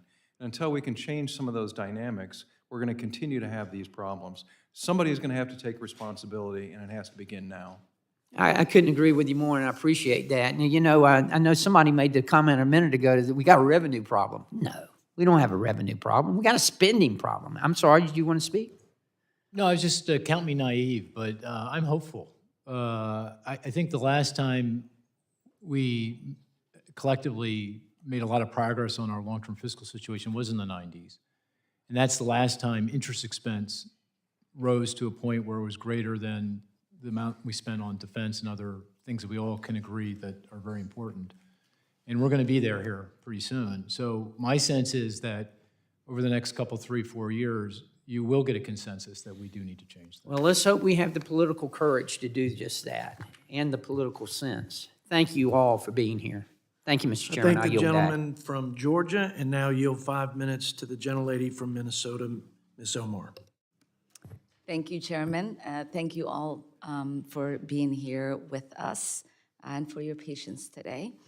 In my district, a lot of retirees' hard-earned dollars are at risk, and many of them are worried about what might happen with some of the conversations around raising the retirement age. In France, we're seeing the consequences of raising the retirement age against the interest and will of workers. I hope Congress is taking notice of that. It is not trivial to propose raising the age to retire when many working class people are living paycheck to paycheck with exhausting jobs. And we have better ways to address solvency and fiscal issues with important programs like Social Security and Medicare. Dr. Zandy, can you outline proposals that would make our social safety net more sustainable and effective, which shouldn't require workers to pick up the tab? Yeah, I think we were talking a little bit about this with Congressman Kildee. I think a way to put Social Security on sound financial ground or sounder financial ground is to impose the payroll tax on folks that make over $400,000 a year. Right now, there's a cap. I think last year was $164,000. It goes up this year. I can't remember what the number is. But if you impose it on the folks that make over $400K, that would generate a significant amount of revenue that would go a long way to putting Social Security on very solid ground. And all we would be doing is ultimately raising the percentage of earnings that are affected by the payroll tax back to where it was when Social Security was first established back in the 1930s. So, and the reason we've gotten into this kind of situation, many reasons, but one is the ongoing skewing of the income and wealth distribution, and this would go a long way to addressing, that issue. So I think that would be a good way of, in the case of Social Security. Medicare and Medicaid are more difficult because it goes to the cost of medical care, and that's, as we all know, a very complex issue. And we talked a little bit about prescription drug negotiations as an example of something that we could work on to make that a way of restraining the growth in medical care expenditures, not cutting benefits, but making them more affordable. So those are two examples. I appreciate that. It's good to know that there are options that don't require Americans to work longer. Mr. Chairman, I would like to enter into the record a report released this week from the Center for American Progress on the fiscal and socioeconomic costs of tax cuts. Without objection, so ordered. Thank you. Without the Bush and Trump tax cuts, debt as a percentage of the economy would be declining permanently. Over the past 25 years, tax cuts enacted initially during the Republican trifecta severely slashed federal revenues. It is estimated that these tax cuts have added $10 trillion to the debt since their enactment. Dr. Zandy, could you explain why making the Trump tax cuts permanent would harm our fiscal and economic outlook? It would be very costly. In fact, in the baseline budget, the budget that we've all been alluding to here, that the CBO scores, assumes that the tax cuts will expire as they are currently legislated under law. So if they're made permanent, then that baseline budget would show much worse fiscal outlook than we're talking about here, and to a significant degree. And you make a great point. The last time, I think the good benchmark here is in the year 2000, fiscal year 2000, we had a surplus. That was the last year we had a surplus. And you're right, there's many reasons for that, some of which were fortuitous, but some of which were the result of good policymaking in the 1990s and during the Clinton administration.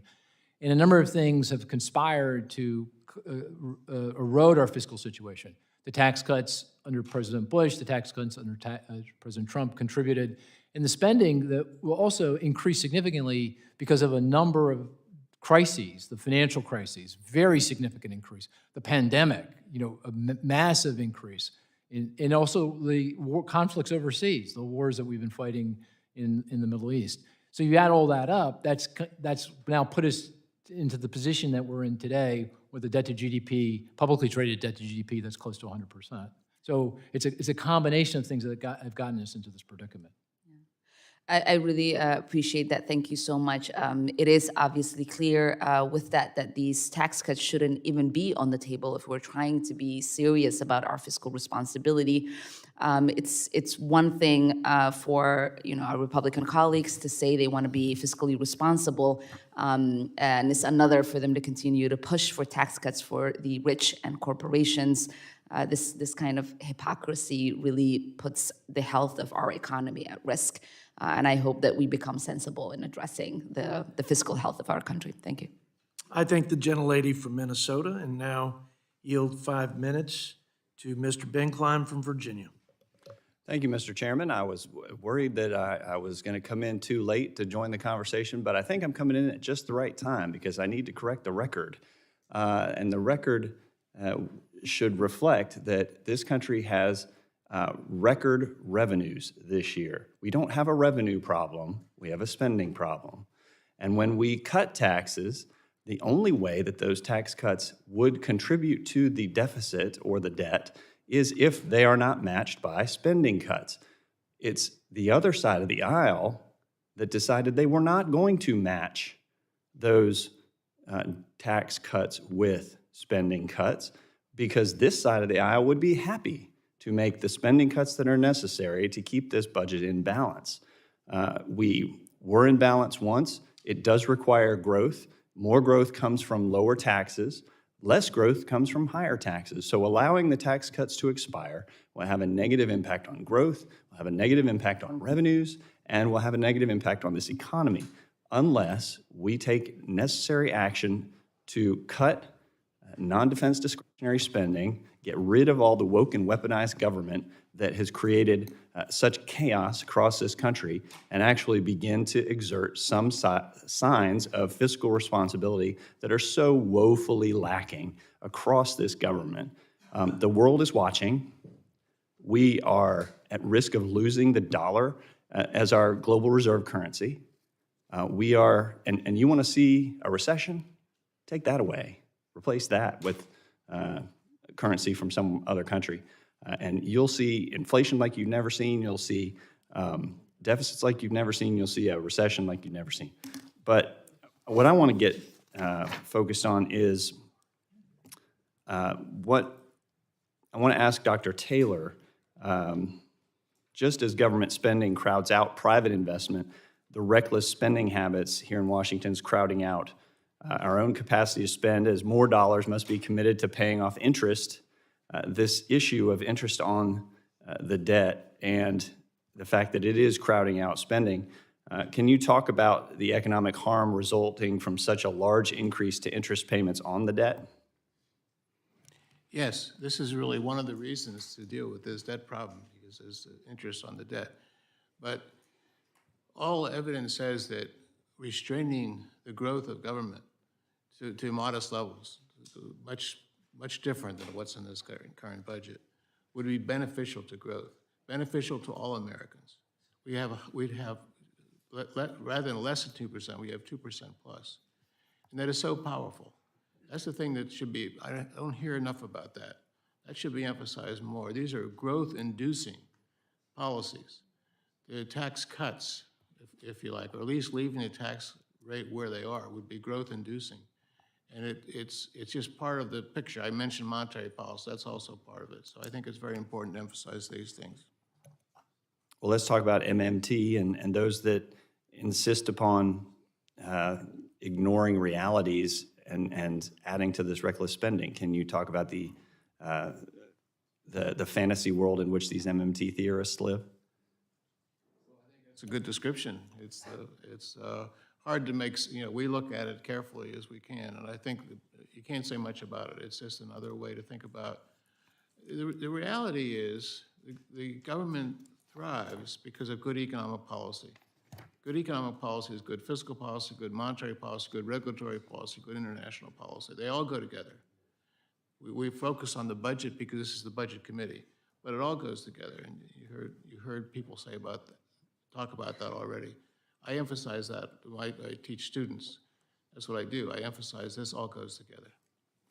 Mr. Hodge, President Biden's proposed raising the corporate tax rate to 28%, larger than China. Do you think that raising the corporate tax burden above communist China would make us less competitive against our top foreign adversary? It would actually be worse than raising above the Chinese level. It would actually put the U.S. Tax rate back to one of the highest corporate tax rates in the industrialized world. And we know from economics, economists at the OECD have found that the corporate income tax is the most harmful tax for economic growth. And economic studies also show that the economic burden of the corporate tax largely falls on workers through lower wages. This would be a very, very harmful policy impact on the U.S. economy. Thank you. I appreciate the time. Mr. Chairman, I yield back. I thank the gentleman from Virginia, and now yield 5 minutes to Mr. Trone from Maryland.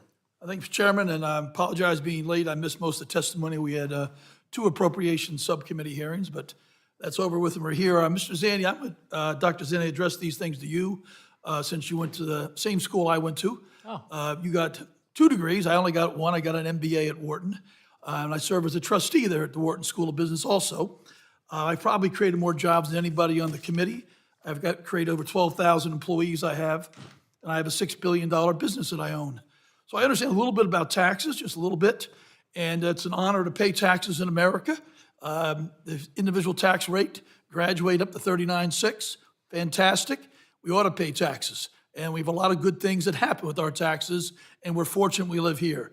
I take exception that we have a point that we do have a revenue problem. We blew a hole in the revenue problem when we dropped that corporate rate from 35 down to 21. Because you don't just pay a rate, you pay an effective rate.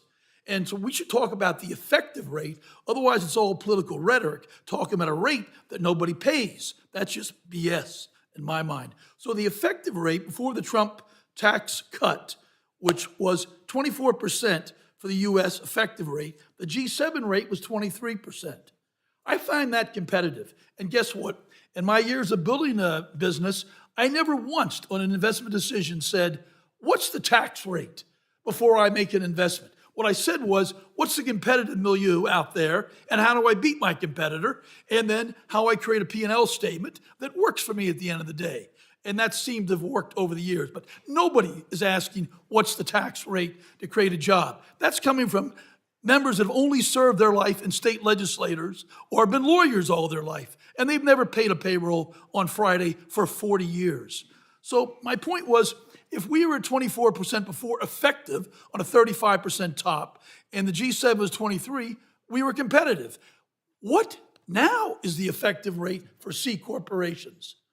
You know, I don't know the answer to that. 15%. Is it 15? Yeah, 15%. 15. 15%. I think it's lower than that. I believe he's wrong on that point, but we can follow up on that and get back, and I'd appreciate that. Sure, yeah. The second issue we've got problems on is the Trump budget in the third year was roughly $980 billion deficit. Last year, the Obama budget was about $470 billion, round numbers. Well, that delta, that was the biggest increase ever in our deficit, other than war, et cetera, from Obama final year to Trump year 3 pre-COVID. That was a hole blown in the budget of $200 billion every year, a revenue problem, which the Wharton Econometrics study and everybody else estimates at $2 trillion over 10 years, a $200 billion revenue problem every single year, giving C corporations and all their lobbyists and all their cronies a nice, wonderful tax break. And we pretend, well, they might go overseas, God knows, but these guys never run a business, so it's all just a lot of blather, a lot of campaign talk. So at the end of the day, you know, what do we need to do to try and bring some sanity back to this? And what issues, what should we change and affect, like carried interest loophole, like a step-up basis? I mean, Elon Musk paid 8% last year. I mean, because all he does is borrow off his stock holdings, live a life of a huge billionaire, and doesn't have any earnings. I mean, nobody takes payroll tax. That's tax inefficient. No one would do that. LLCs are paying the personal rate now. So all your small businesses that are creating all the economic growth in America, they're paying the personal rate, top rate 39.6. But the C Corps, they're paying, I believe, close to single digits. So what are some of the things we should do to bring us back sanity and get the rates up? Because business will do fine. Let's not worry about business doing fine. They're going to figure it out. I've figured it out for 40 years. Well, I hope your colleagues don't hold the Wharton degree against you. Yeah. And I'm also not just an egghead. I started my own company and sold it to Moody's. And I can tell you, as a person who created not 12,000 jobs, congratulations on that, but a few hundred jobs, that I never asked the question about the tax rate. You know what, the thing I asked was, the thing that was key to me was, just tell me what the tax rate is, keep it there, and let's just go forward. Because I can navigate around anything. I just need to know what the rules of the game are. But in the case of, and here I think, you know, where we should find common ground, it's really critical that we figure out exactly what was the impact of the TCJA cuts on the economy. There's you can tell a lot of debate, but the academic research I've seen seems to suggest that the impacts are really on the margin, that they have not had much of an impact. Therefore, rolling back the tax rates halfway, they were 35, they went to 21, let's say go back to 28 like President Biden has proposed, would have on the margin kind of negative economic consequences, generate a boatload of revenue that we need to address our fiscal issues going forward as the population continues to age. But I agree with you. I mean, as a researcher looking at the consequences of corporate taxes on investment spending, expansion, and hiring, those kinds of things, very difficult. The cost of capital isn't what really matters. It's, can I sell what I produce, and just give me the rules, and I'll win. I just need to know what the rules are. Thank the gentleman, Mr. Trone, and now yield 5 minutes to my friend from Kansas, Ron Estes. Well, thank you, Mr. Chairman. It's good to be here. Thank you for all the panelists for being here. I know members have been in and out for different things.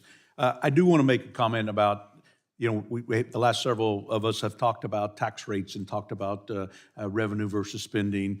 One of the statistics, maybe even I think is more important than rates itself, is what are the actual tax revenues that the federal government collects. And the Congressional Budget Office, which is our scorecard, when the Tax Cuts and Jobs Act was passed in 2017, CBO estimated that in 2022, we would collect $4.0 trillion in tax revenue. Now that 2022's passed, even after working through COVID, we actually raised $4.9 trillion. So we actually received over $900 billion in tax revenue after Tax Cuts and Jobs Act because of people being able to have that economic growth and activity there. So that's one of the things I just wanted to highlight as far as tax revenue and the net impact of good economic policies. Jumping back into, I know I don't have much time here, the fiscal state of the union. I was a little concerned about some of the comments earlier.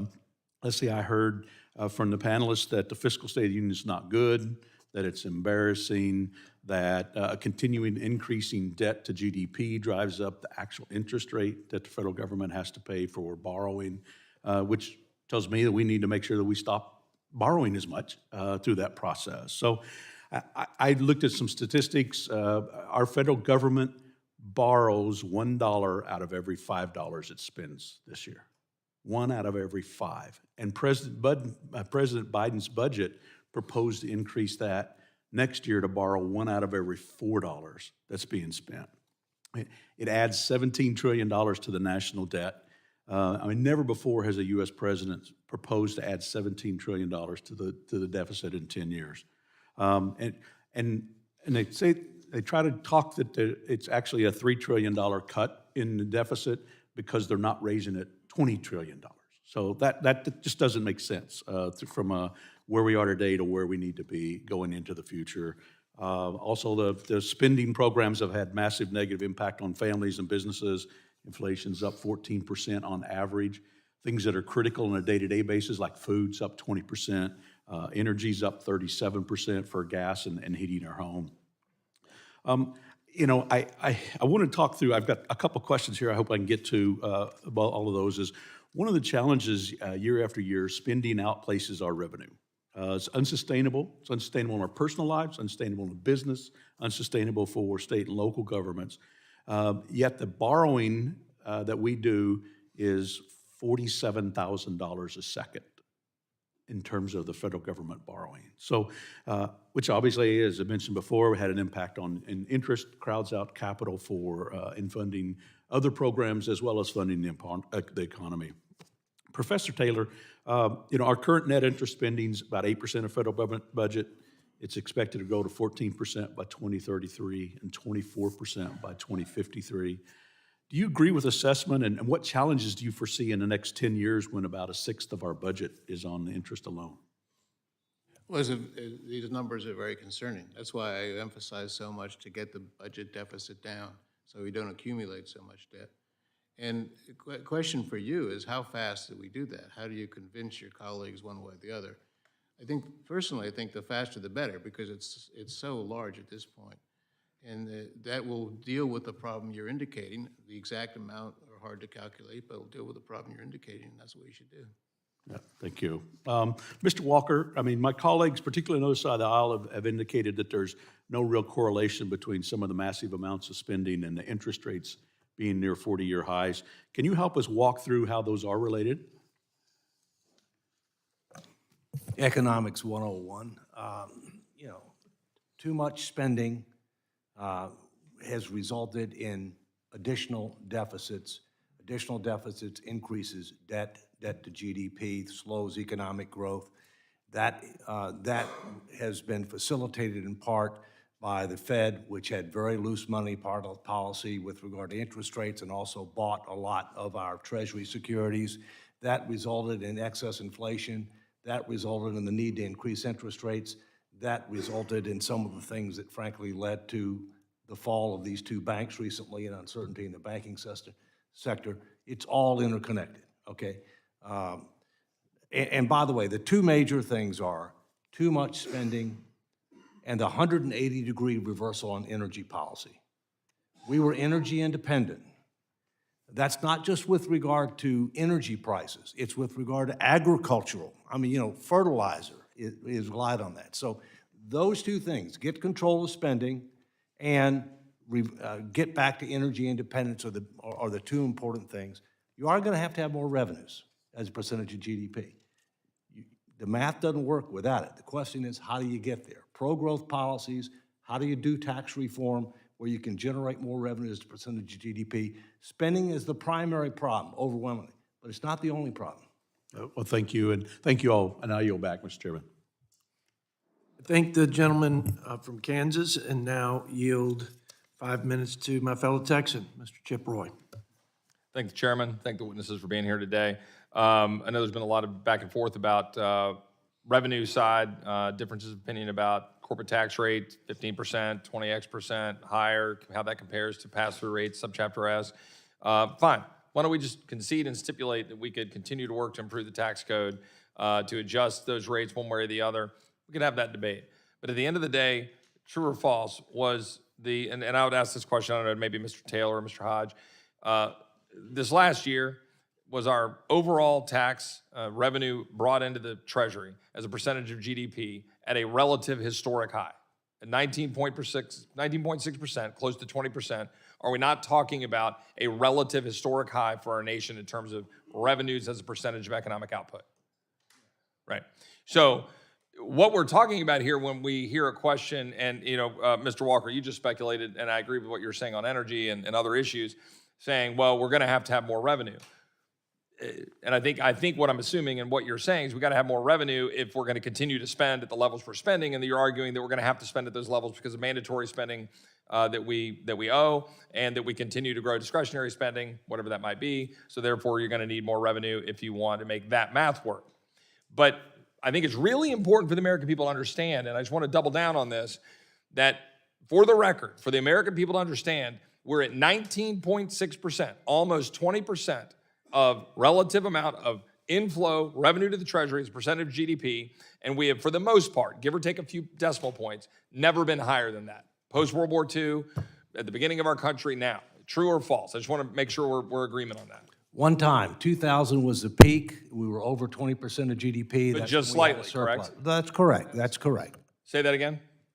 Mr. I'm sorry, Mr. That was an accident in 2000 because of it was the internet bubble, drove up capital gains rates and so forth. So right. It was pure accident. Right. So to the point, though, being at the relative level, 20%, with that no aside, and agreed that there was a spike there at the end of the dot-com boom in the 90s where that all kind of collided, and we were able to get to a point there where we obviously had zero deficit, right?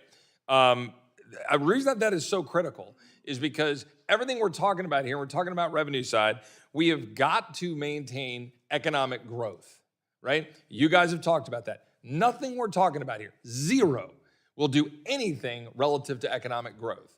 Would you all agree that in order to solve our debt crisis at the moment, and we have a debt crisis, that economic growth is certainly the key driver to our ability to get out of it? Sort of post-World War II example. Go ahead, Mr. Walker. We ought to focus on debt to GDP. That's what matters, not balanced budgets, debt to GDP. So you grow the denominator faster than the numerator, okay? And by the way, that was the #1 principle that a supermajority, over 90% of registered voters agreed to. But if I can get to the point, though, on economic growth, Mr. Taylor, Mr. Hodge, do you agree economic growth is the key driver for our ability to get out of the debt crisis we're in now? Absolutely. That's in my written testimony, oral testimony. It's so important. In order to achieve economic growth, is it better or worse to have a larger federal bureaucracy? Oh, goodness, no. Right now, we have a government that's draining the private sector of productive capital, and it's dragging down the U.S. economy. And until we reverse that, we are not going to have the growth that we really deserve and really need to get out of this debt crisis. So as we look ahead and recognize the need to deal with mandatory spending, and I invite any one of my Democrat colleagues to sit down at a table and address mandatory spending rather than just giving speeches about it and giving commercials about it, but put that as a conversation that needs to be dealt with on a bipartisan basis. True or false, if we're going to address what we need to do to get economic growth and deal with spending in order to combat inflation, would it make sense for us to currently go back and restrain Leviathan and go reduce the size and scope of the overall federal bureaucracy and discretionary spending right now, and go take some of those dollars that have already been committed in some of the student loans, go take some of those dollars sitting over at Interior or EPA and other places where they're using that as regulations to strangle economic growth and opportunity, constrain that in order to get the American people freed up? Would that do more to deal with inflation by constraining spending, put us on a path to save 3 or 4 trillion over 10 years, and then create economic growth by getting Leviathan out of the way? I would ask you all to give quick answers on that because my time's just about out. Yes, and one of the things I suggested is end the emergency and all subsidies and spending associated with the emergency, including student loan. Amen. Agreed. And I would ask just Mr. Taylor, Mr. Hodge to answer that real quick, and then I'll yield back. No, I agree, you got it exactly right. Yes, sir. I just returned from Europe, and the European countries are growing very slowly because of the size of their governments. And we're inching toward that level ourselves, and we're going to have the same economic outcome. Thank you, gentlemen. Thank you for being here. I thank the gentleman from Texas and yield 5 minutes to my friend, Mr. Ralph Norman from the Palmetto State. Thank you, Mr. Chairman. Thank you, Mr. Chairman. Thank you for each of you. Sorry I had another meeting, so I hadn't heard all the discussion that's going on. Mr. Walker, we talked about the balanced budget amendment and how now it's more important than ever and has been agreed to with leadership. 10 years is what we pretty much agreed to. You've testified before Congress over 300 times. Can you kind of go over, walk me through how important this is and how important this is now? Well, it's critically important that we do something to get our debt to GDP down to a reasonable level. I would respectfully suggest, Mr. Norman, that the right metric is not balanced budget, because balanced budget can also be gamed with, because it's a cash basis approach rather than accrual basis approach. And our huge increases in unfunded obligations are the real problem. So I think the only way you're going to get control of runaway spending and to restore fiscal sanity and sustainability is a constitutional amendment that will limit how much debt as a percentage of the economy we can take on. That's pro-growth. It says you got to deal with the numerator, but it didn't tell you how to deal with it. And Chairman Arrington has introduced HCR 24, which I respectfully request that you take a look at and potentially join. Any others want to comment on that? I don't want to wait for a balanced budget amendment to start the process of reducing the size of government and fixing the problems that are inherently there. If we wait, I mean, as much as a good idea a balanced budget may be, if we wait, then it will be too late. Yeah, and that's in addition. I mean, we have over 504 amendments on specific cuts, including the woke dollars have been spent in the military to address the immediate spending for the 23-24 year. So we're out of runway as far as what you're talking about, and I agree 100% with you. That's just the spending trajectory that we've got to get down, and it starts today. And I think the public, everybody I understand, we complained about it, we blamed other people. Now's the time to actually do something with it. And it'll be a long sled with a constitutional amendment. But what we can do is take basically a non-Biden budget that's unacceptable to pretty much everybody, including his clean debt limit, which makes no sense at all, and trying to come up with a plan. Where we calculated the interest on the 32 trillion. For every 1 trillion is $30 billion. How is this accounted for? I know it's monetized, but how is this accounted for, in your opinion, in an upcoming budget? So I want to address this question in the broader context. So your question is balanced budget. Why not aim for that? Doesn't have to occur overnight, doesn't have to, but that's a strategy that makes sense to people. On top of that, you have to realize we have these automatic stabilizers. So if we booms and slump, there's a change in the deficit as usually. So I would add that as well. That's the way I would answer your questions. And it's got to, yeah, I agree with you. I mean, it's got to be done now, but we've got to start the path toward that. And what I'm asking is, and y'all realize this, how hard it is up here. For every dollar spent, there's an advocate and there's a constituent that wants that dollar. That's the bind. But now, I think people are asking me, is not economic security national security? And it is. So we don't have the time. We don't have the luxury of blaming it on another administration. As bad as the Biden budget is, it's time, how are we going to fix it? And the only way I know to fix it is what we're doing. I know what Chairman Arrington and others of us in the Freedom Caucus are doing is proposing things that the public doesn't agree with anyway once they see it. Anybody else have any comments on that? Mark, Mr. Walker? Real quickly, I suggest three things in my testimony. There's a lot more detail. Absolute cut in the 2024 budget as compared to 2023. Secondly, create a mechanism, a statutory fiscal sustainability commission that will help engage the people and make recommendations to close the gap between spending and revenues over 10 years. And thirdly, a constitutional amendment that will limit how much debt as a percentage of the economy we can take on. That is absolutely critical. And by the way, Congress should have done it in 1979. There were 39 states that filed for applications for a convention of states to propose a fiscal responsibility amendment, and Congress did not act.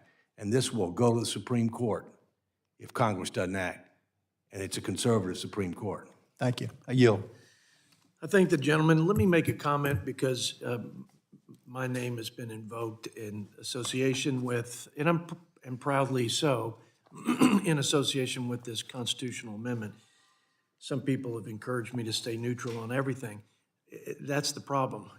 You stay neutral, we lose the country. You got to take a position. And I respect my colleagues for putting some of their thoughts on paper. I may totally disagree with them, but we've got to have this conversation. And I'm so heartened, quite frankly, with the constructive tone and conversation on substance. Obviously, some stark differences in the vision and path forward for our country. But I'm proud as the chairman of this committee that we're having this. I think this is the most important conversation, if not one of the most conversations that is going on in the people's capital. And it's been long overdue to focus on this. But what's more overdue, as my friend from Texas who beat George W. Bush for this seat, Kent R. Hance, he used to tell me, and he warned me before I got here, that after all is said and done in Washington, more is said than done. And we got to start getting to doing instead of just talking. But with respect to the constitutional amendment, I find it very intriguing. And for those who are curious about history relative to this issue, to know and to learn, I learned this from Mr. Walker, that states, there is a mechanism for states to say, the sovereign states, the free and sovereign states that form the United States, there is a mechanism for them to say, we have a problem with the way this republic is being governed. And if you don't change it, federal government representatives of the people, then we will intervene. And apparently they had enough people, states rather, petition for the opportunity to intervene. Most of those petitions were related to a fiscal responsibility amendment. I won't say a balanced budget amendment, some of them were, some of them weren't, but the majority were. They had the threshold. And the Constitution is very clear and expressly written such that Congress's job at that point is to tally that result and to convene a time and place for that convention. It didn't happen. And so you already had a threshold. Even if you haven't studied it, you want to go do your own homework on this, there's been a threshold at a level for our country that states have had to rattle their sabers and petition Congress to come together. And you know, last point here, and it is a point of personal privilege, and I'll try not to abuse that as the chairman, use a context that's relevant to a lot of conversations in the halls of Congress these days, climate change, and the policies that are being put forward to deal with them. I'll try to keep this very neutral and focused on the fiscal implications. Switzerland has some form of balanced budget amendment. When Switzerland took the Paris Climate Accord and the emission reductions for their country, and I would suggest their country and their governing body is more progressive when it comes to that issue. But they were forced to do what Mr. Zandy did, Dr. Zandy in his business, and what Dr. Trone had to do in his business, what local and state governments have to do, what almost virtually every organization has to do except for this institution. And that is they had to consider the cost of that particular set of programs to reduce emissions. So how did they do that? Well, they didn't cut, but they offered revenue raisers in the following: a surcharge on plane tickets and excise tax at the gas pump. And the people of Switzerland rejected it. Now, I find that refreshing. I find that a healthy democratic system. It's not healthy when you don't have to consider cutting somebody's favorite program. It's always somebody's favorite program, or hitting somebody in their pocketbook. That's the reality most people live in. And when you put a dose of that reality in, it changes people's behavior. And we don't have that context. When you borrow on the backs of future generations and you don't have the consideration I just mentioned, our behavior is irrational here. And the outcome has been disastrous.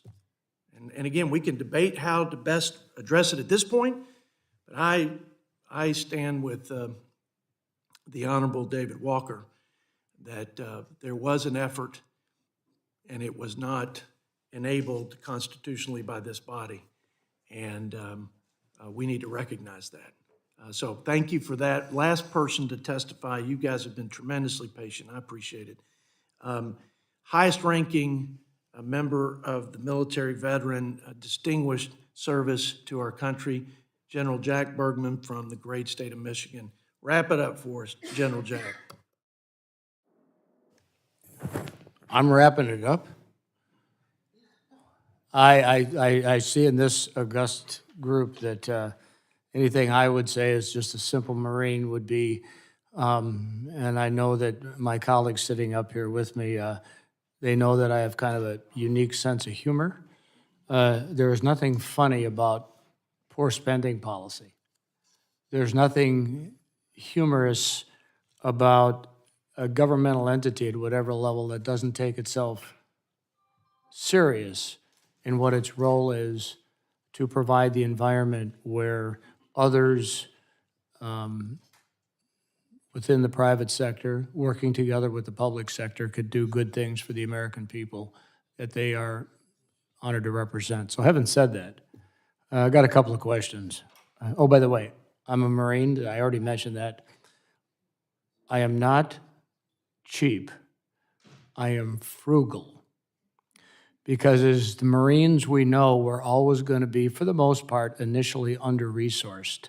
But we don't hesitate to go look for what we need when we need it. So, Mr. Hodge, President Biden has repeatedly promised that he would not increase tax burdens on those making less than $400,000. In fact, we heard last week one of his folks reiterating that's not going to happen.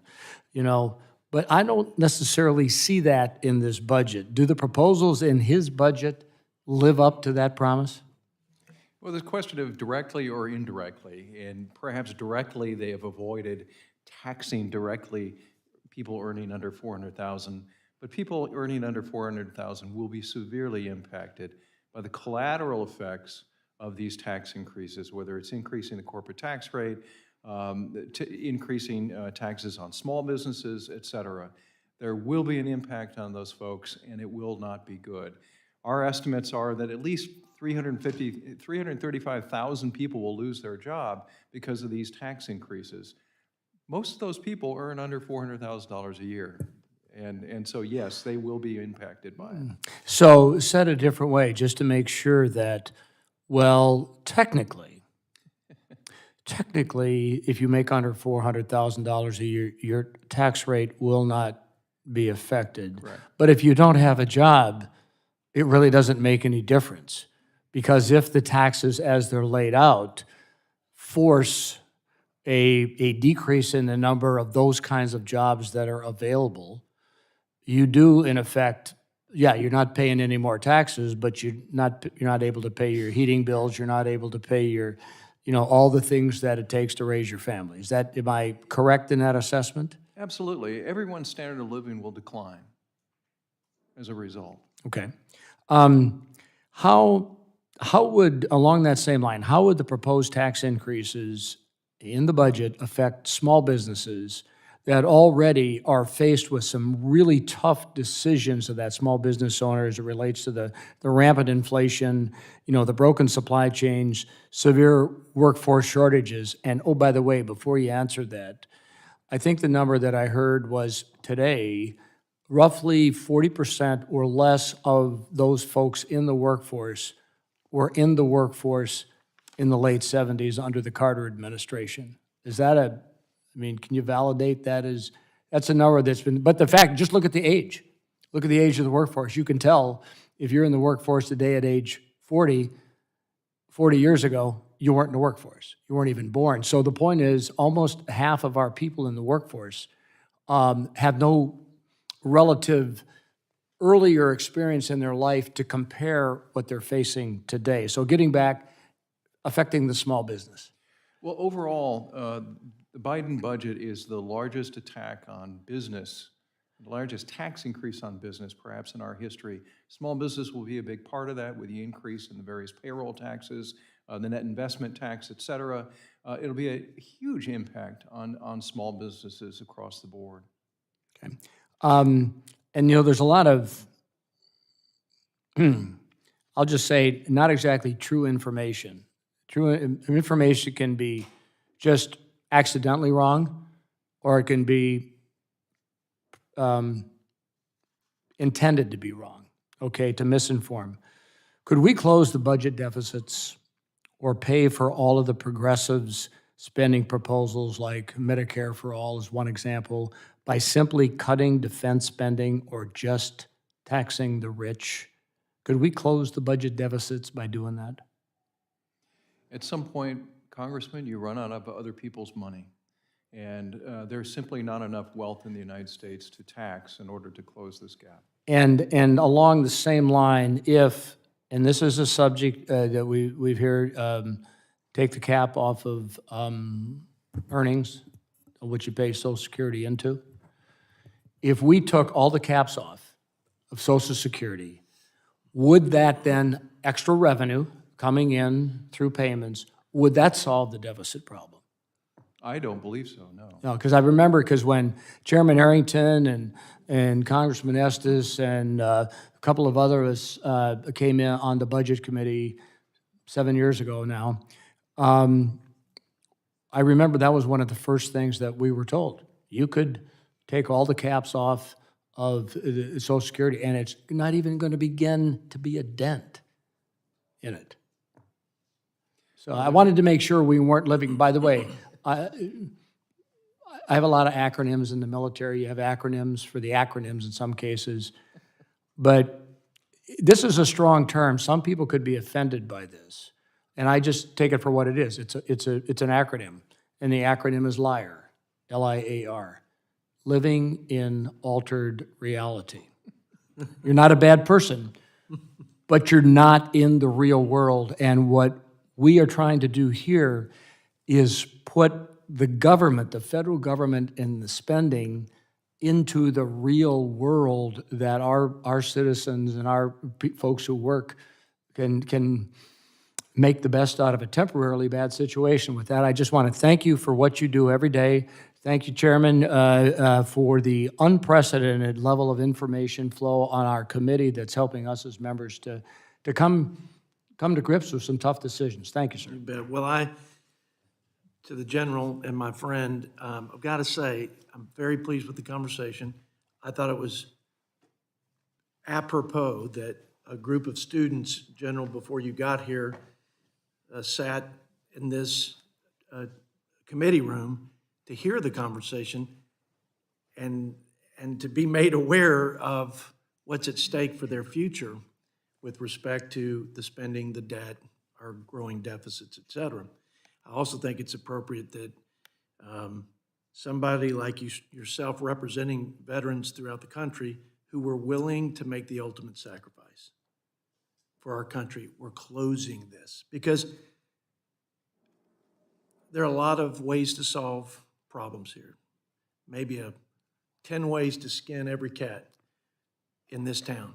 And we're not short on information. We're not short on, in some cases, solutions and alternative solutions.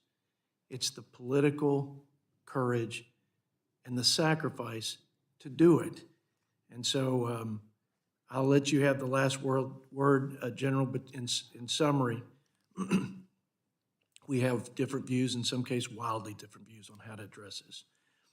But one thing I heard from every witness, and I think pretty much from every member of this committee, is the fiscal state of the union is rapidly deteriorating, and that the path that we're on is just completely unsustainable. And I would just add, and this is my commentary,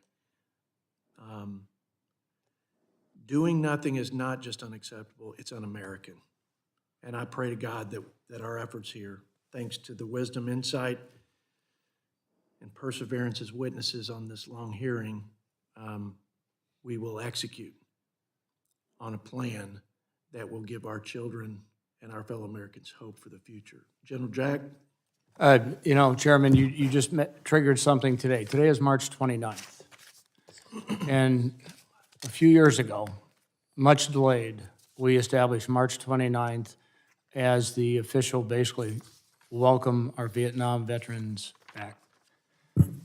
I would just like to say, for the public record and to those who are listening, welcome home, brothers and sisters. Amen. Amen. Nothing else to say there but to stand in support of our heroes. For the record here, Mr. Walker, Dr. Taylor, Mr. Hodge, Dr. Zandy, thank you so much again. Please be advised that members may submit written questions to be answered later in writing. Those questions and your answers will be made part of the formal hearing record. Any member who wishes to submit questions for the record may do so within 7 days. With that, the committee is adjourned.